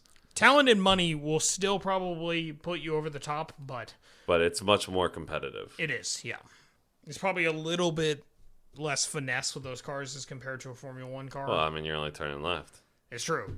The setup is uncomparable. But bump drafting is awesome. It is. It's super speedway stuff is just so much fun to watch. Super speedways are awesome. Super speedways and road courses. Thank you, NASCAR, and we'll get into the schedule a little bit later for making 2020 interesting. Honestly, it looks like it's carrying over to 2021. The schedule for 2021, NASCAR wise, with the road courses, looks incredible. Yeah, like I'm so excited. Yeah, so excited. I started digging into it and looking at all the different races, and at first I didn't even notice a couple, and I had to go back and recheck, and I was like, oh my gosh, there's a bunch of stuff in the middle of the season that's interesting, but we'll get to that here in a few. So Ross Chain moves to the number 42 with Chip Ganassi. Mm-hmm. So Eric Jones takes the number 43 with Richard Petty Motorsports. And that is because Bubba Wallace is now driving the number 23 car for 23XI. Yep. Which is Michael Jordan and Denny Hamlin's race team. Yep. That, if I'm not mistaken, is it Denny Hamlin drives for Joe Gibbs, right? Yep, yeah, he's still in the number 11 so FedEx Camry. So they have like a, what do you call it? They have an agreement with the 23XI. Yeah, it's like a technical agreement. Yes, technical agreement, yeah. exactly. So basically that car will be built and crewed by a Joe Gibbs team for the most part. Yep. But it will be racing under the 23XI name. Yep. Which I think is really cool to get some other people involved in this motorsport. Well, Michael Jordan, as great of a basketball player as he was, is terrible at building a basketball team. So hopefully he's better at building a NASCAR team. Yeah, let's hope. Hopefully, because the Charlotte Hornets are garbage. Yeah, that is true. There's no denying that, to be honest. But he's got Denny Hamlin. There's a partnership with Denny Hamlin, right? So yeah. So you have a incredibly successful NASCAR driver. Yeah, Denny Hamlin, as much as I hate him, is a good driver. Yeah, I don't even necessarily. I mean, if there's anybody that you keep seeing at the top, it's him. He just comes off as an asshole. Maybe a little bit. He does. Yeah. He does. Especially, and I know he probably didn't really have any control over this. I know he probably didn't know what was actually happening. But the Daytona 500 last year, he wins. Ryan Newman is, he had his wreck. It was Ryan Newman, right? Yeah, Ryan Newman. And he's like celebrating. And they're like pulling Ryan Newman out of the car. Yep. That was... I watched it was back in the summer, I watched a video about when Dale Earnhardt passed and it was kind of a similar moment for... Yeah. And I guess too, he probably had no idea. He probably had no idea the severity of the incident. Yep. But it still left a bad taste It was like in my mouth. when Michael Waltrip won that Daytona 500 that Dale Earnhardt ended up passing. He was just so confused at the end because it's like he literally was driving for Dale Earnhardt Industries. He was driving for DEI. Yeah. So when he was like, man, where's Dale? Where's everybody in the team to help me celebrate? He had no context until after the winner's circle type stuff. The ceremonies were finished. I'm sure Denny Hamlin's probably in the same boat. I'm sure. You can't always see what's in your rearview mirror when you're literally looking at the finish line for the Daytona 500. Yeah. I don't know if you're checking the rear. You're probably looking like, what can I do? Pedal to the floor to make sure I win this race. Yeah.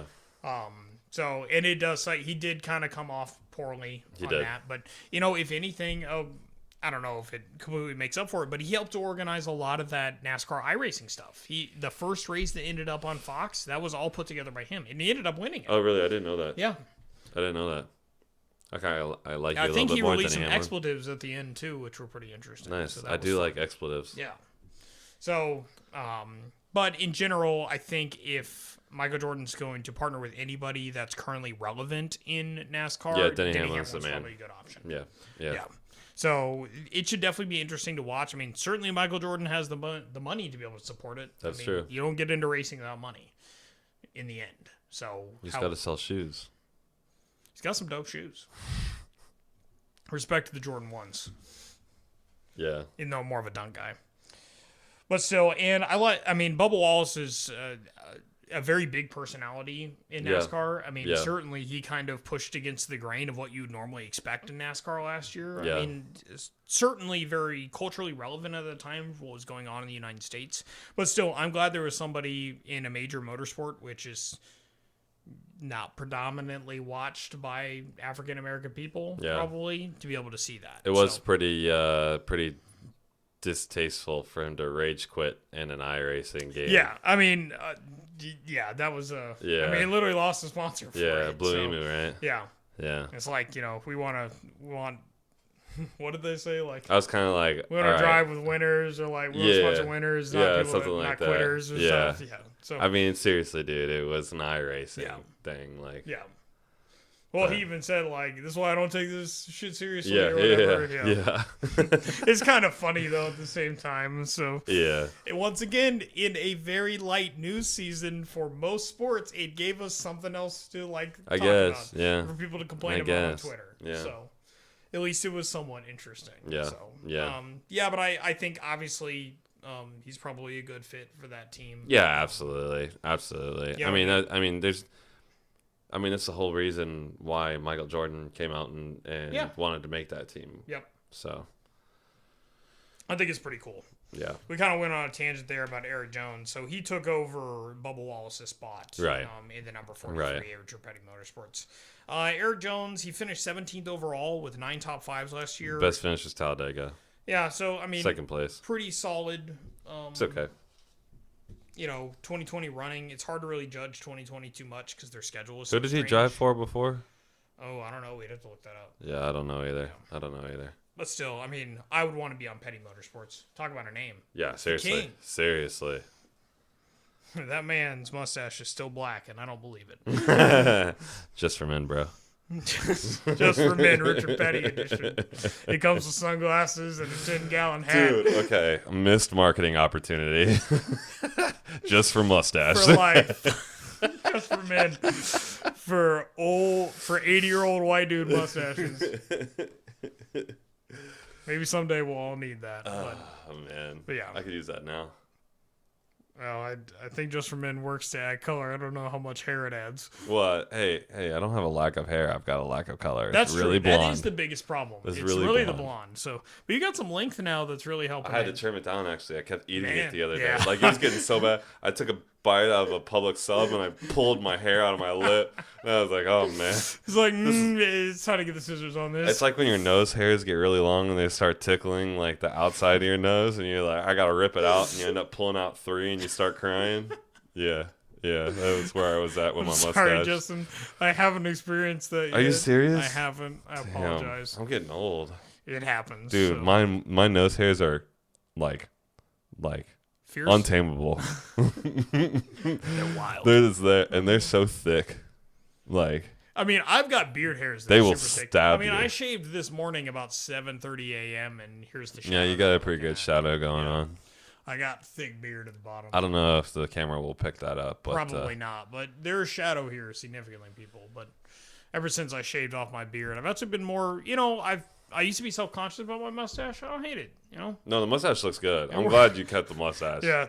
What are we, like 3 months strong at the mustache? Yeah, at this yeah, point? I probably. think it was October. Yeah. When I shaved it. So, Although I was a big proponent of the mustache to begin with, yeah. so I was always in team mustache. I think I was just afraid. I thought it was too weak, to be honest. But here we are, 3 months later. I mean, you shave off the rest of it, it doesn't look so weak That's anymore. true. You know. Yeah. It's like, oh man. Comparing it to, I mean, anything looks weak compared to the neck hair. I you know these under chin beard hairs are something fierce. Nothing grows as thick as the beard hair you don't want to keep. Yep. And mine are called Peely Multi-Geminis, where 4 hair follicles combine into one and create a massive Mighty Morphin hair follicle. master beard hair that could be irritated every single time it grows out. It's So, Voltron. yep. And it regrows like that every single time. It never fails. And they're always like right here and right here. So, corners. But enough about facial hair. Let's talk about Ty Dillon. I mean, Ty Dillon lost his ride. His brother's better. He didn't have that great of a season. There's not really much to talk about here. He finished 26 overall, 1 top 5 and 1 top 10. Yeah. But supposedly he's working on a deal to race the first 2 Daytona races, so the Daytona 500 and then the Daytona Road Course race that follows it. Which I love. You know, I might be a little excited about that. I could not be more excited about a Daytona Road Course. God, race. I love Daytona Road Course. So great. All right. We'll get to the schedule here in a few. No. We can just go right to the schedule. I mean, we already talked about 23. Oh, you're right. Yeah. So, and that deal might be with the Gaunt Brothers Racing if anybody's interested. So Ty Dillon might still have a mini ride. So February 21st, 2021. Everybody set your calendars. It's gonna be a wild ride. NASCAR Cup Series at the Daytona Road Course. That's the sports car circuit, people. That's the International Horseshoe. I'm so excited about this. That's the bus stop. That might be the also additional bus stop thing that they added. I'm so glad. Yeah, it might be the additional bus because stop. I think that's now the NASCAR road course. I'm sure they have to slow those cars down. Yeah. Especially going into turn 1. Oh, Turn 1 on the road course is a nightmare. On a car that doesn't have any, the mechanical grip is not, you don't have the downforce. Right? No, you don't have the downforce is the problem. So I'm sure they have to slow those cars down coming around NASCAR turn. What is that? NASCAR turn 1 going into actual turn 1. Yes, yeah. NASCAR turn 1. So, yeah, it's, or what? NASCAR turn 4. Sorry. NASCAR turn 4 going into. Is that NASCAR turn? Yeah. What do they call the turn? triangle? Because it's. Oh, yeah. That's what I'm talking about. It's the triangle. Yeah, I forgot what they actually call it. I don't know what they call that because it would be technically NASCAR turn 1 and turn 2, and then on the other side of the oval it would be 3 and 4. Yeah. But I don't know what they call the point. I don't know, actually. We're always so sports car oriented, so the track layout we're always turn running is the turn course. 1 going into the road course. So. Yeah, going into the infield. That's a doozy. It is because the braking is so complicated. There's so much, trail braking involved. Yep, and it is. It's braking in multiple stages Yeah. throughout the corner. And then you got to aim real wide out and then cut back close towards the tires. And yeah. That's going to be our first course we get to race on. That is true. April 10th. April 10th. We'll be taking our dinky little Celica 130 miles an hour around Daytona If we're International lucky. Speedway. Oh, we're running an exception class and we're going to get the doors blown off of us. Yeah, actually, I was on the Champ Car Facebook page the other day, and somebody was asking if they could run a retired stock car in exception class, and that was the moment that I knew we don't stand a chance. Yep. We're going to get destroyed. But maybe if there are 5 cars. If anybody listens to this and knows anybody who works for Champ Car, it is fucking bullshit that our 150 horsepower Toyota Celica ST cannot run in class with what our class would be because it has a 20 valve 4AG in it instead of the 1.6 liter 4FE. Yes. 4AFE engine in it. Which is an absolute It is bullshit. 150 horsepower. And the reason that we can't run is because it was an engine that was not ever offered in the States. So if anybody knows anybody, put in a good word for us. I mean, yeah, we need a rule amendment because, we're just going to absolutely be destroyed in. I mean, we're gonna have fun doing it, but we're gonna get the doors blown off. Yeah, in exception class. I mean, if we compete with what our racing against what our class should be, we'll be competitive. Yes. We won't be the fastest car out there, but we'll be competitive. Yeah, I mean, what the 20 valve 4AG lacks in torque, it makes up for in a bit of top end. RPMs. It's got RPMs. It'll rev. 7200 is the stock rev limiter on the 20 valve silver top 4AG. It's fun. It makes it feels quick after about 4,000 RPMs or so. Yeah, you got to get it above that. You keep it above that 4,000 RPM range, it really likes it. So I mean, it'll be a great car for the track. I mean, I think we can do well. Yeah, I think we can do well. If nothing else, it's our first race car and it'll be our first experience being able to run on track. That's why we're not too bothered about the whole exception class thing because we're probably not going to be that competitive in our first year. No way. Or in our first year racing anyways. I mean, we're going to have to learn the tracks for the most part for the first time. Other than Daytona, we know Daytona by heart and probably Sebring. Yeah, at this point. Palm Beach International is really the one because we'll be doing, those are the 3 races that we'll be doing because those are the 3 that are in Florida. We're not really traveling this year. Yeah. Maybe next year we'll try to venture to Road Atlanta. I would love to do Charlotte. I would love to do the Charlotte Roval. Really cool. I would love to do too. that. Like yes. it doesn't look because they go to Charlotte. Yeah, they do the Roval. That would be really Champ cool Car. to travel I would to. love to do that, like and an it's not Series that there. far, and we can make like a week out of it and go and stay in like the mountains in North Carolina. Yeah, that would be really cool. Yeah, take the other cars up there, do some mountain driving. I mean, that's literally been our dream for a I know. while. So. I've been trying to make this trip happen for literally years. We just always have broken cars. Why are they always broken? They require a lot of effort and money to fix. So much money. So, yeah, we went on a full tangent there. But we're starting a Patreon. Please support us. Just starting with subscribing will help. Yeah. Before we go any further, if you've listened to, what are we at, an hour and 29 minutes now? Wow. Go ahead and hit that like and subscribe button. Maybe turn on the notifications. It really helps us out a lot. Yeah. Kinda. Eventually. If more of you do it, the more it will help. Basically. So, yeah, so continuing on this 2021 schedule, I mean, happy Valentine's Day, Justin. I can't wait to celebrate with you by watching the Daytona 500. So romantic. It is. It's pretty much all I've ever wanted. Get some chocolates, get some beer, and watch cars go real fast. I love beer and I love chocolates, but I'm not a big fan of them together. I'll be honest. How often have you had it? Can you Trick say? question, probably more often than I should. Probably. You probably drank beer like, yeah, chocolate looks good. Yeah, that's the you problem. probably don't go That's the out problem. and like, oh, all right, I'm getting my 6-pack. I mean, I could do some PBR coffees and some chocolate. Ooh. All right, I know what we're doing Valentine's Day. All right. Watching the Daytona 500. Heart-shaped pizza. We're going to put M&Ms on it. Does Papa John still do Diaries? that? Oh, what? I don't know. Is that Do a they? thing? Well, yeah, you never Princess saw the Diaries? Princess Diaries? No, I never saw the Princess Yeah, Diaries. he puts like, I don't think it's actually shaped like a heart, but he like sends. Princess Diaries? Yeah, it's Anne Hathaway. Oh, I've definitely seen that. Yeah. When does that happen? It's at the end, so it's like when her love interest is apologizing, he sends her a pizza that says "I'm sorry" on it and M&Ms. Who puts M&Ms on a pizza? So I did it once with a girlfriend in college. It was pretty solid. Better than you think. No comment. Not bad. Give it a try. Princess Diary style. Just ask Papa John's for your pizza. Princess Diary style. So Bristol.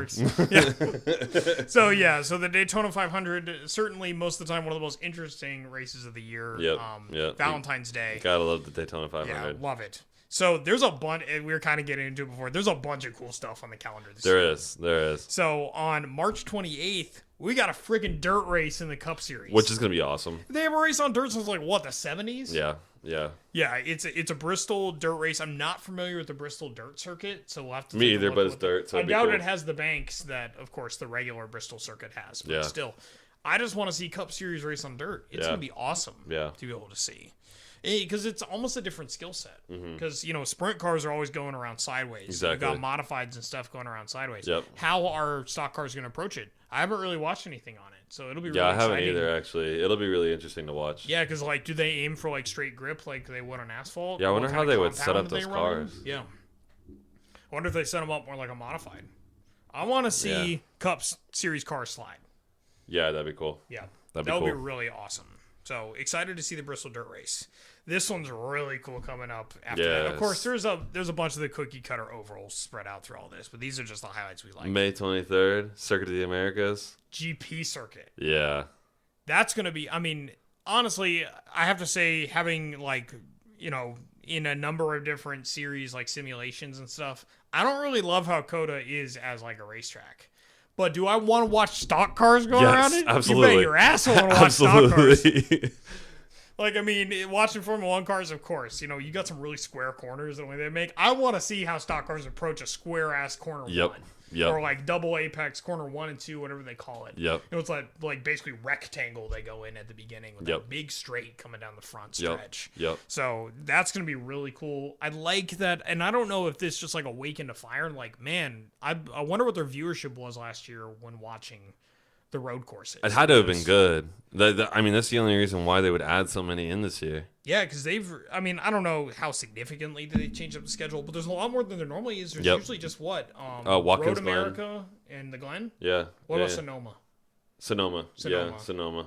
But I don't. Maybe did they retire the Glen? I know they always run Road America because it's like classic. Yeah. So Maybe I thought they ran Watkins Glen. Maybe not. They do. Maybe not. they do 3 road courses. I thought they were only down to 2. Maybe Watkins was an Xfinity. Maybe. Yeah, Maybe because you do have of. some change-ups throughout the series. Yeah. So like Xfinity runs on dirt. It happens. Yeah. So yeah, excited to see COTA, see another race down in Texas. That'll be really cool beyond just Texas Motor Speedway.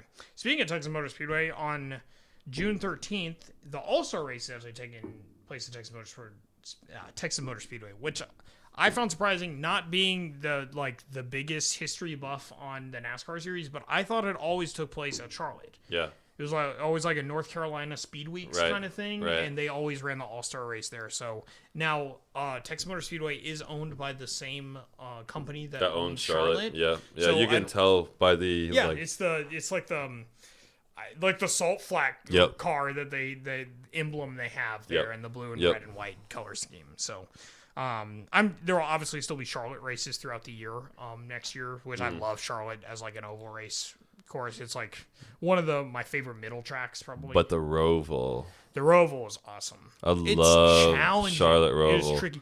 It is way harder than it looks. When you're heading towards the exit of the infield course, it's so slick. That left turn, oh my gosh, you can, because it's that change of direction, you can slide out so easily. It's the change of elevation too. Yes. Yeah, it's all of that combined is just your front suspension decompresses and then your rear just doesn't have the grip, so you just whoop. Yeah. Or you completely spin out. Yeah, it's definitely awesome. Unfortunately, I did not see Charlotte Roval. Yeah, it's on there. October. Sorry, I was thinking about Imsa because Imsa had some weird stuff last year too, where they ran they ran a short race. It was like a 2 hour and 40-minute race. Man, I love Imsa. We'll get there. So, some other highlights: returning to Road America like they do every single season. Yeah. So that should be always interesting. Road America is a massive circuit. Yep. It's definitely one that's on my bucket list to go and see eventually. I want to go watch. Champ Car runs the Road America. Yep. I mean, that would be dope to see. I would Road like to America, see VIR. I'd love to go to VIR. Yep. Because that's a 24-hour race. That's an actual 24-hour race for Champ Car. Look to the future for that eventually. Yeah. So, then on August 8th, we've got Watkins Glen. So we have a return to the Glen, which is awesome to see because that's kind of a historic track for NASCAR to race at too. And then the most interesting race kind of in the season, Charlotte Roval on October 10th. Yeah. As we were just saying, it's a super cool course. I'll be interested to see how the stock cars approach it. Because the setup it's almost like a hybrid. Because I know in a lot of cases when they're run oval cars, they have a oval car and then they have a road course car that they use later in the season. Yeah. So how do they approach it when they approach a Yeah, because really at Charlotte Roval, I mean, at Daytona road course, you still have the majority of the oval, but you got the bus stop. At Charlotte, I mean, you literally go on the infield and you come back off the infield right where you went on, pretty much. So you've got basically the whole oval as well. Yep. Yeah, almost, well, I mean, I guess you could compare that to Daytona too. Daytona still has a lot of oval on it. Yeah, but that's just because Daytona is a massive oval. It's true. I mean, and you've got with the NASCAR circuit race on the road course, you've got 2 bus stops. Yep. Chicanes, whatever you want to call them. Yes. Yeah. So that'll be interesting to see because I know Charlotte NASCAR has raced at the Charlotte Roval before, but I've never seen it live. So that'll be really entertaining. A number of things to mark on your calendar if you're looking for some interesting NASCAR races. And of course, I'm sure there's lots of people that are fans of the classic tracks and stuff. Oh, you mean the boring stuff? It's not all that boring. It's not that boring. I'm not a huge fan of the super short tracks. And I'm not a big fan of the cookie cutter ovals. Like, that's my biggest problem. Yeah. So the Las Vegas is even Texas Motor Speedway is kind of, because they're all that Charlotte concept, but slightly modified. Yeah. That's the sort of stuff that just it doesn't do a lot for me. Yeah. Respect to you guys if you enjoy it. I mean, obviously NASCAR keeps it on the schedule, so people must like it. Yeah. So, but I just really like watching those old like stock cars run on, or like. I'm going to call it a more primitive design than obviously like a Formula One car running on a road course. It's just interesting because you see the cars slide. You see them do all sorts of stuff that, like, if you watch vintage motorsport, you see that kind of stuff happening. Yeah. So it almost like it harkens back. Though it was very disappointing that they showed a foot cam and there wasn't any heel toe downshifting. I know, it was very disappointing. Man, and I get it. I mean, from like a standpoint, it's just easier to, to blip the throttle and brake to be able to shift down. But a part of me was hoping that the cars were just simple enough that they would actually have to heel toe. I get that. I thought the same thing. It was just like, why even care about the foot cam? I'm just literally watching them blip the gas as they're braking, which I'm sure looks very complicated to people. And it is. I mean, I'm not trying to take it away from it's just left foot braking. Yeah, but that's what all sports car drivers and Formula car drivers do. It's it's not surprising that NASCAR does it too. But I was just hoping for more, I guess. I was too. Very much so. Point. So, yeah. But I think the schedule is very interesting. It's not... I mean, I don't know if it's significantly less interesting than last year. If anything, we got some stuff we didn't get before. Yeah. I think... most of the races were all centered in the Southeast last year. So. I think that NASCAR this year has done a good job of listening to their fans. Yep. And probably watching their viewership numbers. And, bringing in some of the tracks that you wouldn't normally see, as well as including a lot of the classic tracks. Yes. So. Yeah, I mean, fan favorite stuff that NASCAR is historically significant on, the Darlingtons of the world. Yeah, exactly. So. But maybe they'll bring back North Wilkesboro Speedway. We'll see.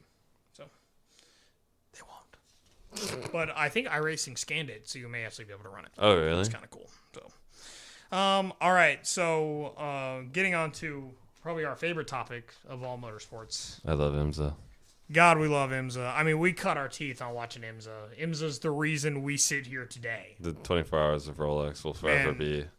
Like, it is one of the most significant moments of my life was attending my first Rolex 24 in 2016. We literally went out and bought a van and converted it to a camper just so that we could go to Rolex 24. We lied to ourselves that we bought it so we could also pull a race car, but we really bought it we could be comfortable. Ain't no way in hell that Rust Bucket is pulling a race car. But it's great to sleep in.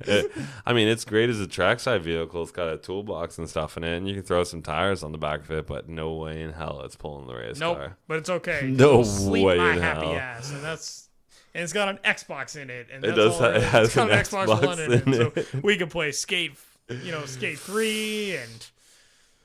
Well, maybe if we wanted to somehow set up a simulator, we could do it. The van is pretty dope. We're going to put a GameCube in it, too. We're going to play Melee. If you haven't watched the videos on us building the van, you should definitely check it out. Please. I don't know why people don't like it. Our van is dope. Dude, nobody watches the the video on the van. The statistics on that. Nobody watches it. Like 34 views. It's so cool. It is really cool. I just don't think we're hitting the right people, probably. For that. I guess I got to work on my tags. Yeah. Well, I don't know. I think... we might just not represent the common van life. Are you saying we're an elite core? I'm saying there may be things about us that do not offer what van life people are hoping for. So a van life lifestyle, probably being more attractive women. Some things like that. I want to live off the grid. Why don't you just live off the grid at a racetrack? You know what? I don't have power. I don't have water. I got to supply all of that. We do have showers. We do have showers, except for this year. And moderately clean bathrooms. This year, it's been very painful for both of us. I know for me personally. But so, yeah, we had to forego the 24 hours of Rolex this year because they did away with our camping section. Literally nothing breaks my heart more than having to say that. It's absolutely terrible. What the hell am I supposed to look forward to now? Yeah, since we had to push that, we were hoping to replace that weekend with a track day, but since we're having that had to get pushed back. Yeah, because of the seat bracket. So we kind of are just looking at hosting a watch party next weekend to certainly enjoy it from a different perspective. But I mean, will I still get drunk and watch racing for 24 hours? Yes. Yeah. Will it be the same? No. We will be able to hear each other better. That is true. Undoubtedly. That's true. So, we've been going to the 24 Hours of Rolex since, 2016 at this point? Yeah, I think so. Yeah, that was our first year. Now, we only did a 2-day that first year because Justin and I sort of kind of went on a whim. Yeah, it was kind of we heard this was happening. Cool. Yeah. So we bought tickets, and we're kind of like, should we spring for garage access? We're like, yeah, we should do it. Nothing will ever beat those pub subs that we ate. Dude, it was the best. I mean, we got there. I mean, we loaded up our like backpack with beers and stuff, and then just entered picked up our tickets from will call, entered the infield, and just were exposed to a whole different life-changing world. Yeah, basically. Yeah, surrounded by cars, surrounded by people. We did the grid walk our first year. We just sort of ended up in line to do it. Yeah, and it was awesome. We got to walk the track of Daytona, like see the big Daytona on the grass. Painted on the grass. Yeah. It was just amazing. And then we ran to the grandstands. Yeah, to the grandstands and watched from the lower level in the shade, ate pub subs, drank beer. Yeah. And then we slept in my Volkswagen, listening to the the same Passion Pit album over and over again. Yep. God, that was it was just honestly, if you can recall different life-changing moments in your life, that was one of mine. Yeah. Because it's kind of like it pushed me down a whole different path. Yeah. I mean, not necessarily in my career, but certainly in my interests. I mean, I was always very into cars. Yeah. But I didn't know I had a passion for racing. Mm-hmm. I can thank two things for that. That Rolex 24 Initial D. And this guy right here. Yeah, you can thank me for Initial D. So thank you, Justin, for helping me get to this point. I remember when I found Initial D was on Netflix at your apartment in Tallahassee while you were going to FSU or TCC. I don't even remember. Yeah, I think it was still a TCC, but I remember putting it on, and I'm like, oh my god! Like I had these, I called them comic books, right? Yeah. I had these comic books when I was a kid, and I'm like freaking out, and you and Mike are like, what the fuck are you watching? And I'm straight fanboying over here. I like anime a lot, but at that point, I didn't really watch it as much. So I'm just like, and I wasn't. I mean, kind of throughout my life, cars have, ebbed and flowed. It waned and it would rise back up at different points. But at that point, I just wasn't super car oriented. I was really into, music equipment and stuff like that. So I was like, what the hell is he watching? Mm-hmm. And I find it interesting. Mm-hmm. But then in 2014, he re-exposed me to it. And then I destroyed the entire show in 3 weeks or something. I'm about to start my 1 millionth watch through. That's what it seems like. It's a monumental Actually, you moment. got it right back here. I do. I've got the box set. I got the Malaysian box set because I bought the bootleg box set. I bought it on eBay for $26. Look at that. It's got everything you need. It's beautiful.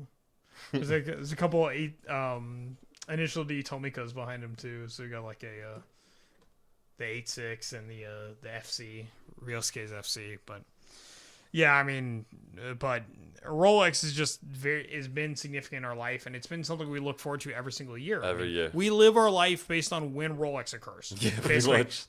Man, Christmas is over, which we love Christmas, but it's like now it's Rolex season. Yep. So, we buy firewood in August in preparation for it. There's so much firewood. We've got a massive checklist that we've evolved over the years. Every year something gets added. Add additional stuff and make sure we bring it and make sure you check your arrogance at the door because you're bad at building fire. Hey, I am good at building a fire now. I figured out the secret sauce, and it's the gasoline? and the Lincoln log method.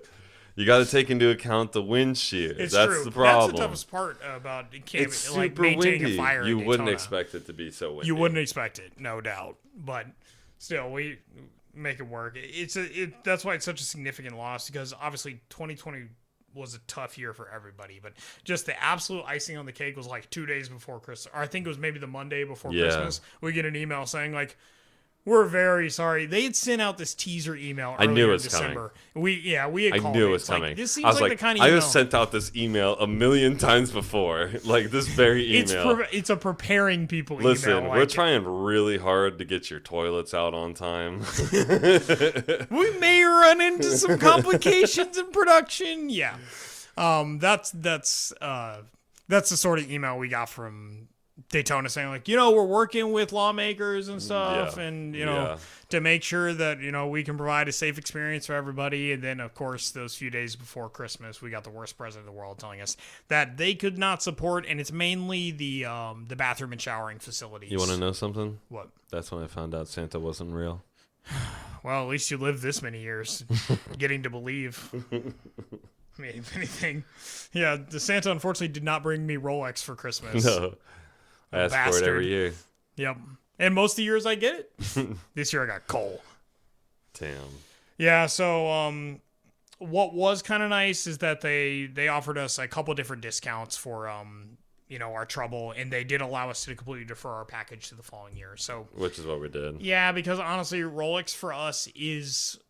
It's the full experience. We go for the racing, we stay for the camping. Exactly. I mean, that's honest truth. We got friends now that we meet up with every single year that are from up in Jacksonville, and we've got some other friends that are local that go to races and stuff, so we meet up with them, and though they have a fifth wheel and can kind of support themselves and are still going, for us, losing our ability to camp inside the infield, not to mention all of the additional costs we were going to have to take on to be able to no shot we were getting a hotel. No shot. And if we were, it would be so exorbitantly expensive at this point that it wouldn't be worth it. Or you'd be way out at the beach and it would be super inconvenient to be able to get into. So that it just wasn't worth it, to be honest. It would be such a nerfed new experience. They also took away the garages, so you couldn't go look at what was happening. So you couldn't see that middle of the night action when people was the are fan fixing. zone still open? I do think the fan zone is still open. So they still have bathrooms, but it wasn't the same. We couldn't, on Friday night, set up a fire, Friday be out there party grilling. night. Yeah, we literally got a projector that Justin bought that we literally streamed Talladega Nights while we're at Daytona. It's just there are certain parts of the experience and tradition that are the reasons that we go every single year. Yeah. We get to continue to build that story and build those traditions. Yeah. This year we wouldn't have been able to get to do any of it. And honestly, it's just more of a bummer. And we would have wasted our tickets, even with the extra discounts they offered or the refunds. It just wasn't worth it. So we decided to forego our experience this year in lieu of a couple other things. So we're looking at that track day. We're going to host that watch party, which my brother's actually hosting some people over that day for like a board game thing. So we'll have a bunch of people over. Yeah. So we'll get a bunch of beer. Oh, a bunch of people who are completely disinterested in endurance racing. But by the numbers, it will look like there's more people at our watch party. So, but I am excited about that track day, though. I was really looking forward to that. Yeah. So, we love Imsa. Obviously, we go to the Rolex. We also go to the Sebring race. Yep. We don't. I mean, I hate to say that we don't have the passion for it. We don't. It's not our It's still number fun, one event but every year Rolex that we prepare for. Yeah, Rolexes are undoubtedly our passion, but we love Sebring. Our buddies Wilson and Bo Crenshaw, they love Sebring. They got a fifth wheel. We basically set up camp with them, which is really fun. Yeah. We went back in the weird November Sebring and stayed overnight there and stuff. That was fun. I didn't get to stay. We haven't heard anything on that. We haven't bought tickets for it yet, so we might have the possibility to go. But it could be the same kind of boat as Rolex. So we'll just have to see. Yeah, I mean, if they did it in November, I'm sure they'll do it in March. Probably. I mean, what's the significant difference? Seriously. Especially in Florida. We got terrible case numbers now. We got terrible case numbers then. We'll have probably terrible case numbers in March. Yep. So, but actually talking about the Imsa series, beyond just our experience with it. So I think one of the biggest changes, Wayne Taylor Racing moves from GM to Acura. Which is a pretty big deal. I mean, that's a 28-year-old partnership with General Motors that is just gone at this point. Yeah. Wayne Taylor has... Which kind of makes you kind of think, why? Was it a money thing, or do you think that they felt... There's no way they felt that they were limited by the platform because they were winning. No. I definitely think it was probably a money thing. Yeah. Or I would think it's probably future-looking towards the remaining time with that platform. Yeah. Because I think a lot of people are going to be looking towards the... what is it? The DPIH or the LMPH or whatever. LMPH, and basically the Imsa prototype car that will be hybrid and will actually be able to compete at Le Mans. Yeah. And it's sort of this it's sort of this WEC Imsa partnership they're looking at, and we'll dive more into it in a future show.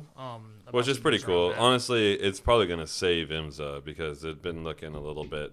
Other than GT Daytona class, which is probably my favorite class at this point. Yep. The showings had been kind of weak as far as the amount of cars that are actually competing. Yeah, oh my gosh, the GTLM series is dead. Yeah, it pretty much is. Well, you got 2 Corvettes, 1 Porsche, one Ferrari, and then 2 BMWs. 2 BMWs. And that's all you got for GTLM. And you really only have 2 straight up manufacturers running. The Porsche Corvette 911 RSR is going to be run by WeatherTech, and I think the The Ferrari's run by a smaller, it's like a Corsa Ferrari team or something. Yeah. We actually have it in our breakdown of the different classes. I mean, if Corvette doesn't win 1 and 2 this year, what are they even doing? I know, if you're going to win. Now, the BMW stepped up their game. Yeah, but this will be the second year with the C8 platform. That's true. And there's They no should have reason some why. refinement. There's no reason why that platform shouldn't blow everybody out of the water. There's definitely some tracks that the BMW seem to excel at, and Daytona is one of them. Yeah. So I think they do pretty well at Sebring too. So in some of the smaller races, like I think they do pretty well, like like the Long Beach Grand Prix circuit and stuff. Like that's on the calendar this year. But it's definitely. It's just been kind of a weak series the past couple of years. The kind of competitiveness they've lost, and losing the Ford GT was just a big loss, regardless. Yeah, because we love the Ford GT, and it made things interesting. The because Ford a Corvette GT could win, a Ford GT could win. The Ford GT was amazing. Yeah, it's amazing. I mean, I've got a bunch of Ford GT Hot Wheels up here. I mean, it sounded like a damn turboprop. It really did. It was the coolest sounding cool. car on the grid, and they were beautiful. Those Ford EcoBoost liveries. Yeah, the red, white, and blue stuff. It was really cool to see. But it was kind of a vanity project for Ford in just overall, anyways, because they're like, we won Le Mans in the '60s, we could do it again. And sure enough, they built a program and did it again. So, yeah. I mean, credit to them. They threw a bunch of money to get that series to get that car running in multiple series. Yeah. It's kind of a shame they're not continuing to run. But I'm just waiting for one of the GTD teams that's why I'm to kind of pick up the surprised platform. that somebody hasn't picked up It's the probably platform. too expensive still. It probably is, you're right. But back to the whole Wayne Taylor thing. So 28-year-old partnership ends with General Motors as they change platforms over to Acura. I did find out that he has a bit of actual, some sort of heritage with Acura. So when Wayne Taylor was actually racing in Imsa, he actually ran a GTP Lights Acura back in 1992. And he won his debut race at Laguna Seca. So that's pretty cool that he has some experience, so it's not just a completely cold relationship. Yeah. And obviously Acura has done well. They have not been as successful as the Cadillac DPI program, undoubtedly, but they're still doing pretty well in general. So maybe Wayne Taylor will breathe some life, and they certainly. I mean, the Acura platform did do pretty well last year in certain races. Yeah, and it's done pretty well overall since it's been in place. I definitely wonder the same thing as you. Why make the change at this point? Because Wayne Taylor's been a staple in IMSA for a really long time. Yeah. So he's got to be looking towards the future at the Le Mans qualifiable car. Yeah. So why change platforms now if you're focused on that? So unless GM is just not even interested in making a Le Mans. And maybe Acura is. Because exactly. There's no way. I mean, I can't imagine a Cadillac hybrid car. I mean, I don't know. I mean, General Motors might be in a position finally where they want to be able to compete in that kind of stage, So, I don't know. I would say you're not looking to that until 2023. You got a couple more years of development, so we'll see what happens. Yeah. But it's definitely a topic we'll cover in a future iteration of this podcast. So, but some interesting things here. So the driver lineup for the Wayne Taylor, we've got Ricky Taylor returning from Penske. Yep. Since Penske Acura's default, we'll get to that in a minute. But you also have Felipe Albuquerque moving from Action Express over to Wayne Taylor Racing. So he is also leaving the Cadillac program to go over there. Yeah. So I think there's a couple others too that are joining, right? I think the rest of the team is pretty much the same. I think you're right, actually. Yeah, because Wayne Taylor probably just pulled a lot of the other drivers. Yeah. It's really just getting a Taylor back in the seat. Yeah, exactly. Reunited with one of his sons. Yeah. Because Jordan's still driving for Corvette, isn't he? Yes. Yeah, he's running a Corvette, which is cool. Kind of expose him. Yeah. As we kind of just mentioned, Penske Acuras are no more. Roger Penske is pulled out, but I do believe he is looking towards the hybrid program as well. Yeah. To come back. So maybe we'll see him back at least in 2 years, if not next year, and something else. Got a couple other movements since Penske ended up terminating Juan Pablo Montoya. Yeah, Dane Cameron and Juan Pablo Montoya are going to Meyer Shank Racing. Yeah. Meyer Shank Racing is running an Acura DPI program as well. And then Helio Castroneves and Alexander Rossi will round out. Oh, the there's Wayne the other Taylor two. Racing. Yeah. So that's what I thought. I thought that Alexander basically... Rossi will be pretty interesting to see how he does. Oh, yeah. I think this will be a very competitive team. Yeah. I mean, it's not going to have quite the star power as having like Fernando Alonso and stuff from a few years ago for Wayne Taylor. But hopefully, as long as the platform holds up, they should have plenty of talent behind the wheel to be able to continue the Wayne Taylor racing success that WRC. Because if there's probably any like namestay in Imsa right now, it's Wayne Taylor racing. Although last year they were challenged pretty good. They were. So maybe there's hope for this new... for this current Acura car. I'm not sure. I doubt there's a lot of changes going to the DPI. I can't imagine. Because they're running that, 3.5 liter twin turbo, Yes, I think. instead of the, 5.3 or 6.2 or whatever, the LSX and the... naturally aspirated V8. Yeah. And those things sound sweet, though, when they start they out do. and they run around. They do. They're sweet. Yeah, so Penske is dead, at least for the time being, so we'll see what happens with them at their hybrid program. Back to Meyer Shank Racing. So as we said, they're going to be running an Acura DPI program, and that's in addition to the Acura NSXs that they've run at GTD for the past few years. Right. So their driver lineup also very talented. You have Olivier Pla, you've got Dane Cameron, as we mentioned. You have Juan Pablo Montoya. And AJ Allmendinger. Yeah, road course specialist. Yeah. Yeah, great in the Xfinity Series and a great commentator. He's awesome. Yeah, I like him a lot. He's got some personality. Yeah.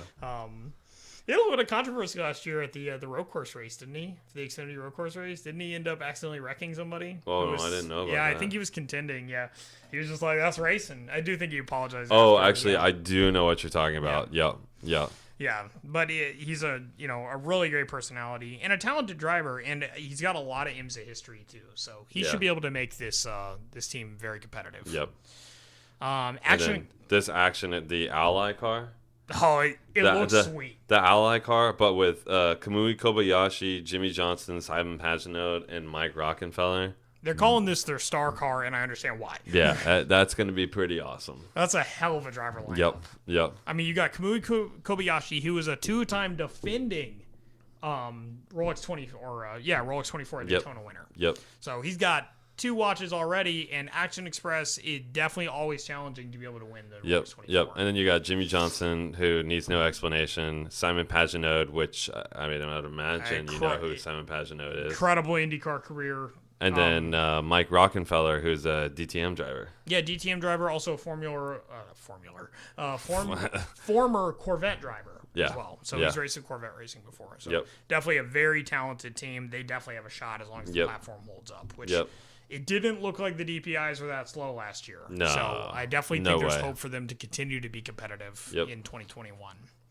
Along with the Ally car, they're still going to have the Welland car running. Yep. Driver lineup, it's obviously not as many namestays. But you got Chase Elliott. Yeah, so that's really exciting. So you got Felipe Nasser, but she was there last year. Yeah, so he's kind of been a staple with Action Express. I think Pipo Durrani was there last year as well, wasn't he? Yeah, I'm not sure about Mike Conway, but definitely names we've seen in IMSA before. And then, of course, having Chase Elliott, I think there's some parallels with this road course stuff that's happening in NASCAR. Yeah. I think we're going to see a trend of NASCAR drivers start to compete in these road course series because hopefully we're seeing a shift in the NASCAR, like a change of the guard, basically, where we're going to see more traditional road racing introduced into it. Yeah. And I hope we see more people like Chase Elliott. Even if it's one-off drives for this sort of stuff. Well, I mean, that's what this is. And Chase Elliott will not be a full-time competitor. Well, last year we watched Kyle Busch run around in the Lexus, so and that ended up helping him a lot because we had multiple road course races last year. Yeah, because he did fairly well in the Daytona road course race, didn't he? He did in the NASCAR. They were fairly not competitive in the Rolex 24. Oh yeah, in Rolex, they were not. I'm talking about the NASCAR, the Cup race. But in subsequent races, the Lexus was very good in GTD. Yeah, it just wasn't. Maybe they didn't have the platform or just didn't have it sorted out to run 24 hours, but in the shorter races, also I think Daytona is a tough track because it's the mix of the road course and you have so much of the oval. Yes, like you have to have a very fast car to be competitive on the oval portion itself. You can get blown away very easily. So, I mean, you watch that with prototypes; they're just flying around literally the rest of the field on the oval. So. But so I think this Wayland car is still going to be interesting to watch. They still got some talent that it'll be interesting to see if they can compete for the Rolex 24 win. Yep, and then you've got Chip Ganassi. Nice to see him back in Imsa after, because he ran the program for the Ford GTs back when they were a part of the series. Which, going back to what we talked about earlier on this show, Kevin Magnussen. Yes. Driving for Chip Ganassi and Imsa. I am very excited for that. Yeah, I mean, it gave me a lot of encouragement hearing that quote about him talking about the soul of the car. Because I feel like he's probably going to find a home racing, in whether it's here in the United States in Imsa, or if he moves over to WEC to run in Le Mans and stuff. Like, I mean, I totally get it, but I hope he's going to find some success here, because they're running a Cadillac DPI program. A tried and true platform. You got him. You got Renger van der Zandt, and you got Scott Dixon. That's a good team. There's no reason why they can't be competitive, other than the fact that it's Chip Ganassi's first year back. Yeah, but it's not like he's a stranger to running endurance racing. No, and it's a reliable platform, but you never know. It's his first year, so you never know how the team is going to do. But I mean, the driver lineup, the talent's there. Yep. So it'll definitely be interesting to watch to see. I honestly think, though, the class doesn't have a lot of cars in it. I think based on this driver talent, as long as the platforms hold up, it should be a very competitive. Very competitive. Very competitive. Yeah, it should be exciting to watch. I'm very excited, though. We're not going to be there to watch the Rolex 24 and see what happens. Yeah. So. But kind of looking at the classes overall, and these are sort of numbers that I pulled from the Wikipedia page. The Wikipedia page, as well as the entrants listed for the Roar before the 24. Right. But it looks like we have a decent field of cars. So in DPI, as we kind of reviewed, we got 7 entrants there. A variety of Acuras and Cadillacs. So I'm most impressed with how much LMP2 has grown, and the addition of LMP3. So, because LMP2 last year was literally like 3 cars. Yeah, 3 or 4 cars in any number of races. And they were all Orcas. Yes, all Orcas. So now we're up to 10 entrants? Yep. And we've got Orcas, we've got Delaras, and we've got like 1 or 2. Ligiers. Ligier, is that how you say that? Ligier? Something like that. I don't think it's French, Liger. right? Yeah, it's not Liger. I'm pretty sure it's not a Liger. So, and they're... it's pretty much my favorite animal. It's like a lion and a tiger mix. Bred for its skills and magic. So what are these cars running? I think they're all running Gibson 4.2 liter V8s. That's your Napoleon Dynamite reference, people. There you go. In case you've been missing it. There you go. Tina, you fat lard, come get some dinner. Give me your tots. I'm freaking starved. I didn't get to eat anything today. God dang it, make yourself a dang case of dill. Oh, Lord. All right, so LMP2. It's nice to see them have like some legitimate, at least, entrance into it. So you've got cars in the class. It adds another wrinkle to IMSA that they have not had since the Prototype Challenge went away. Yes. Because there was never really another prototype series that had any real competition. Yep. No, and even that class was pretty small. It didn't have more than probably 6 participants. Long live the Delta Wing. God, the Delta Wing is so cool. We got to watch that thing crash its long-ass nose into something else in the International Horseshoe, wherever it happened. We saw that live. Yeah. Yep. And then we watched a Bavarian polka band play. I saw a guy play the saw. We saw a man play a saw. He literally played a saw. And I thought there was no way it was some sort of theremin shit. No, he was definitely playing a saw. It was a saw. I did some more research. It was a really flexy saw that he bowed. It was awesome. God, just some of the reasons we stayed going to Rolex each time. Yeah. So, yeah, but it's nice to see this smaller, probably less expensive prototype class really rise up and see more people, because they should be plenty fast. They'll definitely be the second fastest cars out there. Oh, yeah. Yeah. They won't hold the speed of the DPIs, but they'll be faster than the Outlanders. Yeah, I mean, nothing's going to touch the DPIs. Yeah. But a new actual entrant into the WeatherTech series, the LMP3 class. Which is cool.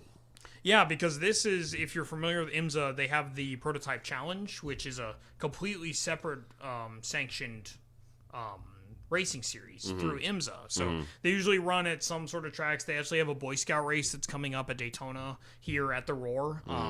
But it's basically a bunch of LMP3 cars. So LMP3 series, it's a WEC runs some cars as well. But this is the first time they'll be running in the WeatherTech and the first time running in the Rolex 24. The two best things about this LMP3 class is that, one, they run VK56s. Yes. You have the same motor that's in my truck because I have a 2011 Nissan Titan. It kind of sounds like you drive an LMP3 car. I'm pretty sure I do. And the second thing is that it's Pro-Am teams. So you have professional drivers and amateur drivers. So my line of thought is I'm an amateur driver with a 5.6 liter VK. I'm basically an LMP3. So if while you're driving around for work, you could also get a professional racing driver in the seat that you could switch off with. What if I wear my racing suit, my helmet, my Hans when I'm driving around for work in my truck? Does that make me an LMP3 driver? It probably makes you look crazy, but I respect it. I mean, you can put it on right now. Yeah, I'm not going to do that. I think it'd be great if we had like a thumbnail where we both are wearing our helmets, like talking. Yeah, where's your helmet at? Coffee. You drinking coffee, dude, through the visor. This would be great. I definitely think it should be our thumbnail picture for our YouTube channel. I'm about it. Because I actually just got my Hans in today, so I'm ready to go. So whenever you want to do that, we can have a photo session. That's fine. That would be fun. But yeah, I'm pretty sure you're an LMP3 driver. Congratulations. Thanks, man. It's like a lifelong dream of mine. Pretty much, yeah. I mean, it's been a long time coming. You know, it's been a long road to the success. But yeah, you're doing a great job. I see great things. You know, I've worked very hard to get to the position that I'm in today. Yep. Where we own a race car. We do. You know, maybe someday we'll be an Imsa. Maybe someday. I mean, there have been a select few drivers that have moved on from Champ Car to Imsa. So, I mean, it's not like it's out of the question. No, yeah. I mean, seat time. Mm-hmm. I mean, experience on courses is experience. And if anything, driving an older car where you actually have to learn the mechanics like an old school racing driver would, there's a lot of value to that experience. So... yeah, but this LMP3, I really like the Pro-Am aspect as well. I like the Pro-Am. I love the Pro-Am stuff. Like, I love GT Daytona for the same reason. I love the aspect of Pro-Am, and I love the aspect of small team cars. Yep. I love, like one or two team cars that are passion-owned. Yep. You know, like, they do it.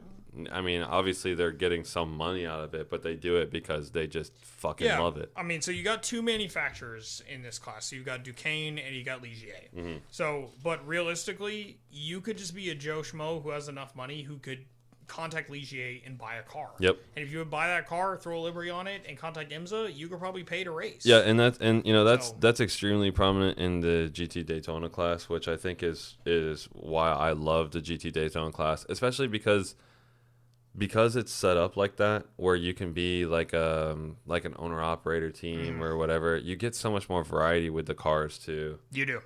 Yep. You know, there's so many different platforms that run a GT Daytona, so many different drivers, and you know, just being able to field your own car just out of the passion of it. I mean, that to me is like.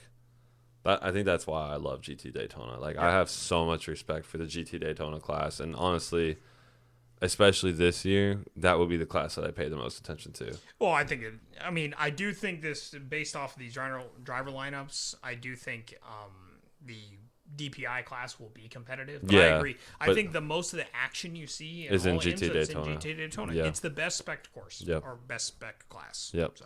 Yep. Back to the LMP3, so we're looking at about 7 to 10 competitors probably on any given race. They're not going to race in every single WeatherTech race. They're going to run a select schedule of 6 races. Yeah. But it was really brought in to help bolster the numbers because, as we kind of mentioned, some of the other classes are looking a little thin. LMP2 is up to 10 entrants, but GTLM is down to 6. Yeah. So, yeah. It will still be interesting. If nothing more, I think it will be a competitive group. I don't know how competitive they'll be. They'll probably be the second slowest thing out there. They actually ran slower than GTLM cars. Which is pretty surprising. In testing and different stuff they've been running in. But, still within themselves, there should be some interesting competition happening. There is a bit of concern over durability of the vehicle, though, because they have never been put under the same stress that these other cars have. They never run a Rolex 24. Well, I also feel like in endurance racing, there's a concern with durability with any new platform. Yeah. I mean, it's true. You know, I mean that's we were concerned like, about Corvette last year when they first ran the C8. Yeah, I mean that is endurance racing. Yeah. You know, that's the name of the game. Like, you got to make it to the finish line before you can think about winning. Yep. I mean, it's not always the best car that's out there. It's just the car that lasted the longest. For the best drivers, I mean, you got to be lucky to win especially at Daytona, race. especially if it starts to rain. Yep. Oh yeah. And Sebring too. Sebring is really hard on a car. Sebring is very hard on They cars. say that 12 specifically hours the suspension. They say that 12 hours on Sebring is more difficult than 24 hours. I believe that. Yeah. And I believe that. It's murder. That last corner can probably destroy a car at high speeds. Yep. To be honest, the bumps, I mean, there's the whole like respect the bumps campaign thing at Sebring, and it deserves it. Yep. To be honest. So, just one more note about the whole durability thing. A normal LMP3 car running in the Prototype Challenge series will only run about 14 hours throughout its entire season. They'll be expected to run at least 60 hours in the WeatherTech. That's pretty significant. That's four times. Uncharted territory. Yeah. So we'll have to see, how they'll end up surviving. And the Rolex 24 will be a great taste. Yeah. Great test for them. Yeah, because you're going to get a big chunk of that right there.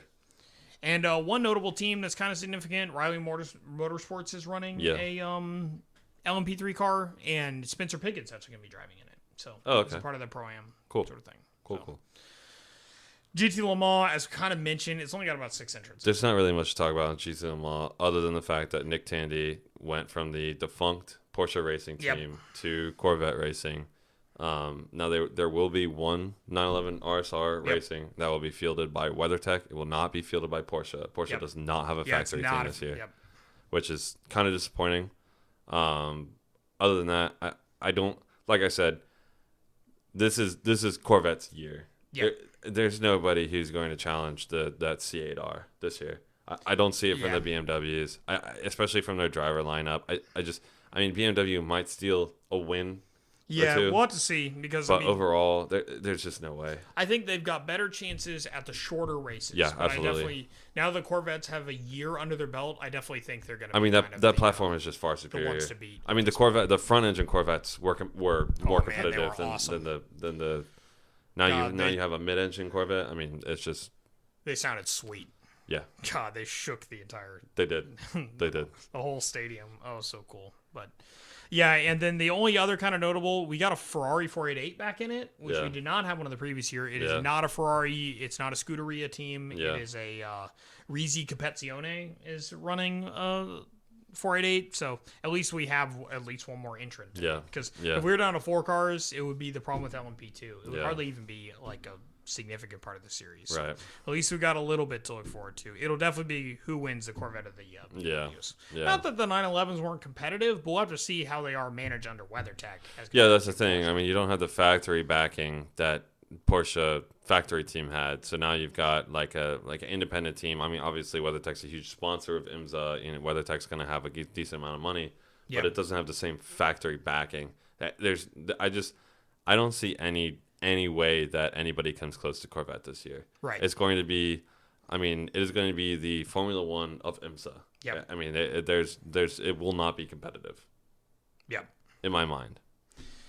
And I mean that sucks because I feel like GTLM is something that really drew us to the series while watching it. I mean, I love sports car racing, but that's the thing. Like, you have GT Daytona, and that's what I'm saying. Like, GT Daytona is what I am looking forward to the most this year. Yep. GT Daytona will be the most competitive. It has the most variety of field. It has the largest field.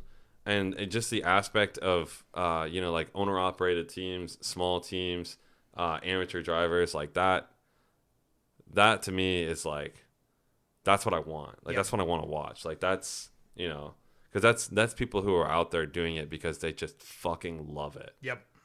Not because I mean obviously these guys, they all love it, Yeah, and of course, and for a lot of these AM guys too, it is their it's their opportunity to get a foot in the door. Right, but this is their own money. I mean, obviously they have sponsors. Yeah, but this is their own money. This is their own time. This is their effort. There's no factory backing. Right. There's nothing like that. It's we build it, we race it. Yep. And I love that.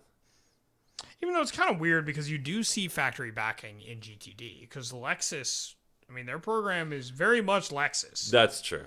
That's but I true. feel like their cars don't meet the spec to be like a GT-LM or a GTE. Yeah, or yeah, that- FIA GTE, I think is what That's its matching spec yeah, that's is. true. So I mean, it's not overall, but I would say at least 70% of the cars don't have any factory backing. Oh yeah, certainly. It's probably more than that, to be honest. Yeah.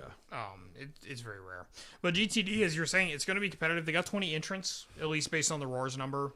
As Justin was mentioning, it's really pro-am driven, so you're going to see, young guns get to go out there and race stints, and close races. We'll be able to see if some of them can pull out some success. Yep.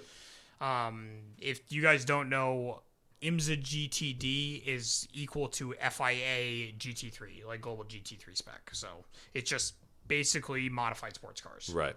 for the track. Which is awesome. Looks like we got a variety of manufacturers here too. Yeah, I mean that's what I'm saying. Like the variety of cars in this field, along with everything else, like that just makes, in my opinion, GTD the most entertaining.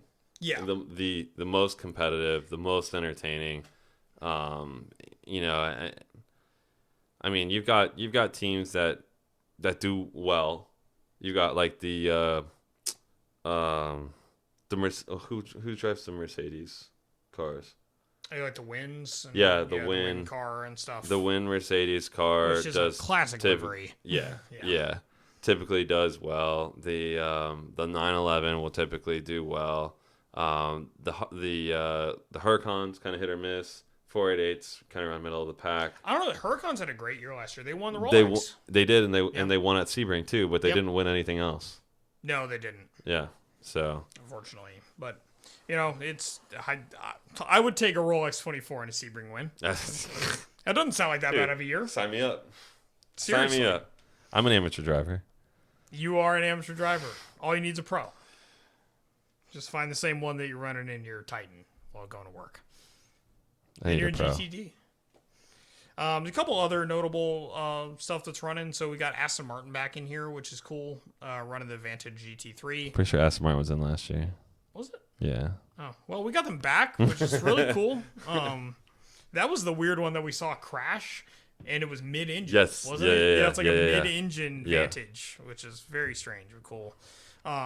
Sort of the same slate. You got probably the WeatherTech Ferrari 488. You Yep. got an Audi R8 LM still running. Meyer Shank Racing, I believe, is still running the Acura NSX. Yep. And then I'm sure Turner Motorsport's running that BMW. Yeah, and then you M6. got the RCFs, like you mentioned, the Lexus cars. Yep. And then the BMW M6s. I think that pretty much rounds it out for the most part. Yep. And of course, a slate of 911 GT3s. Right. That's a good. Is it sports car racing without 911s? Nope.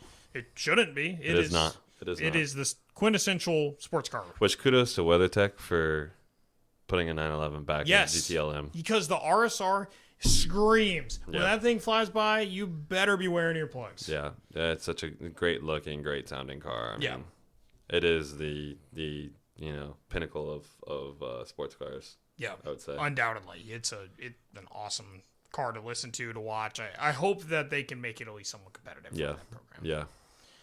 I think that covers all of the different entrants into the IMSA WeatherTech series this year. Yeah. It should hopefully be competitive. Not a whole lot interesting going on the schedule. It's a fairly normal slate for IMSA. Yeah. The Rolex 24 is really gearing up this following weekend, and the race will begin on January 30th and will end on January 31st because we got 24 hours of racing, folks. So excited. Can't wait to stay up all night. Wish I could be there. Yeah, it's all right. We're gonna do a lot of the same things, but just be able to hear each other. Yeah, I guess that's true. We need to look into like a pay-per-view option to see if we can get Peacock. Does Peacock Peacock allow- is streaming the whole thing. Oh, then we're just signing up for a 30-day free trial. Exactly. Exactly. I thought the same exact thing. Yep, I thought the same exact thing. And then I was gonna say maybe I could get it on my IPTV, but then I was like, well, we can't watch that at your house. That's true. Yeah, so it's definitely worth a 30-day free or a week free trial, whatever they offer. Peacock, we're coming at you for at least 2 days. Exactly. All I need is 2 days. So Trust me, it's 50-50 whether I'll forget to cancel it and have to pay it. So, I mean, what have you got to lose? Exactly. And think about the other great content that you can get on Peacock. What else is on Peacock? I don't know. They got all those comedy shows, right? You watch Parks and Rec. They do have Parks and Rec. They did Brooklyn Nine-Nine. They do have Brooklyn Nine-Nine. Those are two Office quality was TV NBC, shows. wasn't it? They did take The Office off of Netflix. They took The Office off of Netflix, so. Yeah. It's not worth it. No, it's not. But it is worth it to watch the Rolex 24. Yeah. So we'll definitely be doing that. We're going to have a good time. So then the 12 Hours of Sebring, that's on March 20th. So that we hopefully will be able to attend. We'll have to see as we get a little bit closer and try to buy some tickets, see if there's going to be any limitations there. Yep. We would definitely want to go if we're missing out on the Rolex. So. Yep. Because we built a whole van, we don't get to use it. So. I mean, and we just like going to races.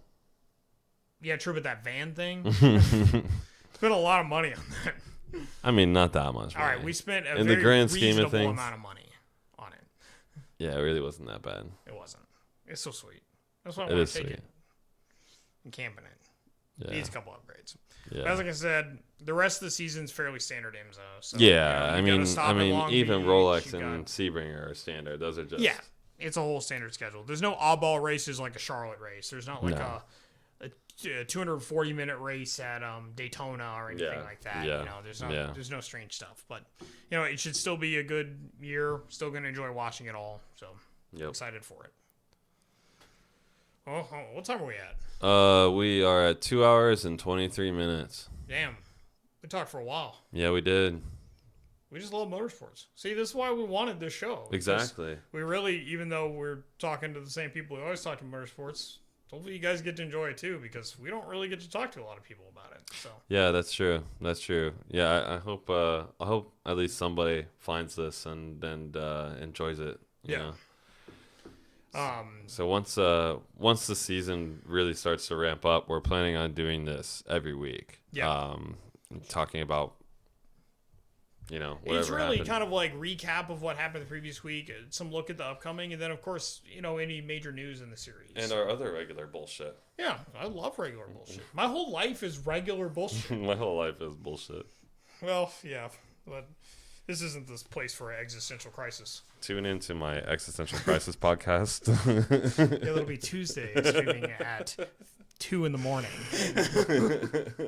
It's just an from hour. my bed. It's an hour of me saying why. Why? But it's gonna be like muffled into a pillow, right? 'Cause it's filmed from your bedroom. Something to look forward to, folks. It's definitely some solid automotive content you guys can watch. Oh man. But just in general, like, it's one thing to like cars, but just because you like cars does not mean you inherently like racing. Which kind of blows my mind.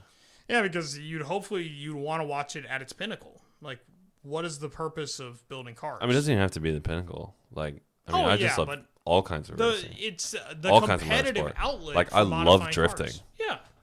Yeah. But I mean, Formula D in its own way is the pinnacle. Don't get me started on Formula D. We'll get to that once we get close to the series. It'll be for another episode. Yeah, we'll look ahead to their schedule and stuff. Maybe they'll stop in Orlando. They do have a stop in Erie, Pennsylvania, which I thought was very do they depressing. Have a stop in Orlando? They do. Okay. Yeah. We'll still be able to go to that. So we can go. So yeah, I think we'll be able to go to that. See.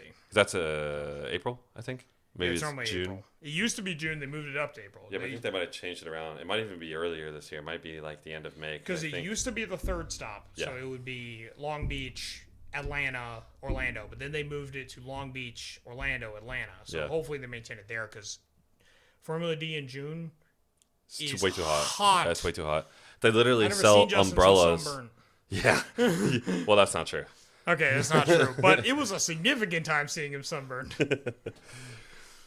Yeah, so more on that in the upcoming weeks. So we'll continue to refine and flesh this out. This was kind of our first show and our test run. So there may be some EQ stuff we've got to work on. We're using a couple different mics here and using my recording. I mean, judging by what the Audacity looks like, it doesn't look like it's anything too crazy. Nothing that can't be edited. Probably not. Yeah, we could probably. I think mine needs to be boosted a little bit, but it's not too bad. But in general, if you guys enjoyed the show, like, comment, subscribe. If you didn't enjoy the show, tell us why. Like, what else you want to know? But don't give us a thumbs down. Like, that's just messed up. Yeah, it's not cool. At least give us some constructive criticism. Give us a comment. Oh, give us a comment. Oh man, it's good thing you drank all that. Yeah, good thing. Give us a comment on how you think we can improve, and let us know some sort of content that you would like to see covered, because we're always game to learn more about motorsports. So, Pretty you know, much. if there's a series or something or specific pieces of news, you know, let us know and we'll try to incorporate it into the podcast.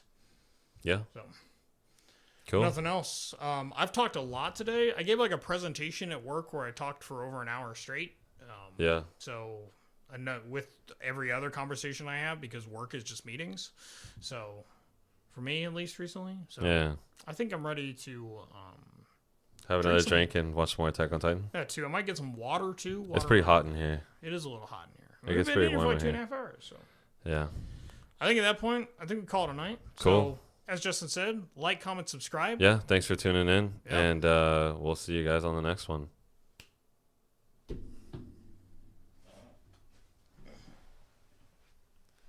Where's my mouse? Where's my mouse?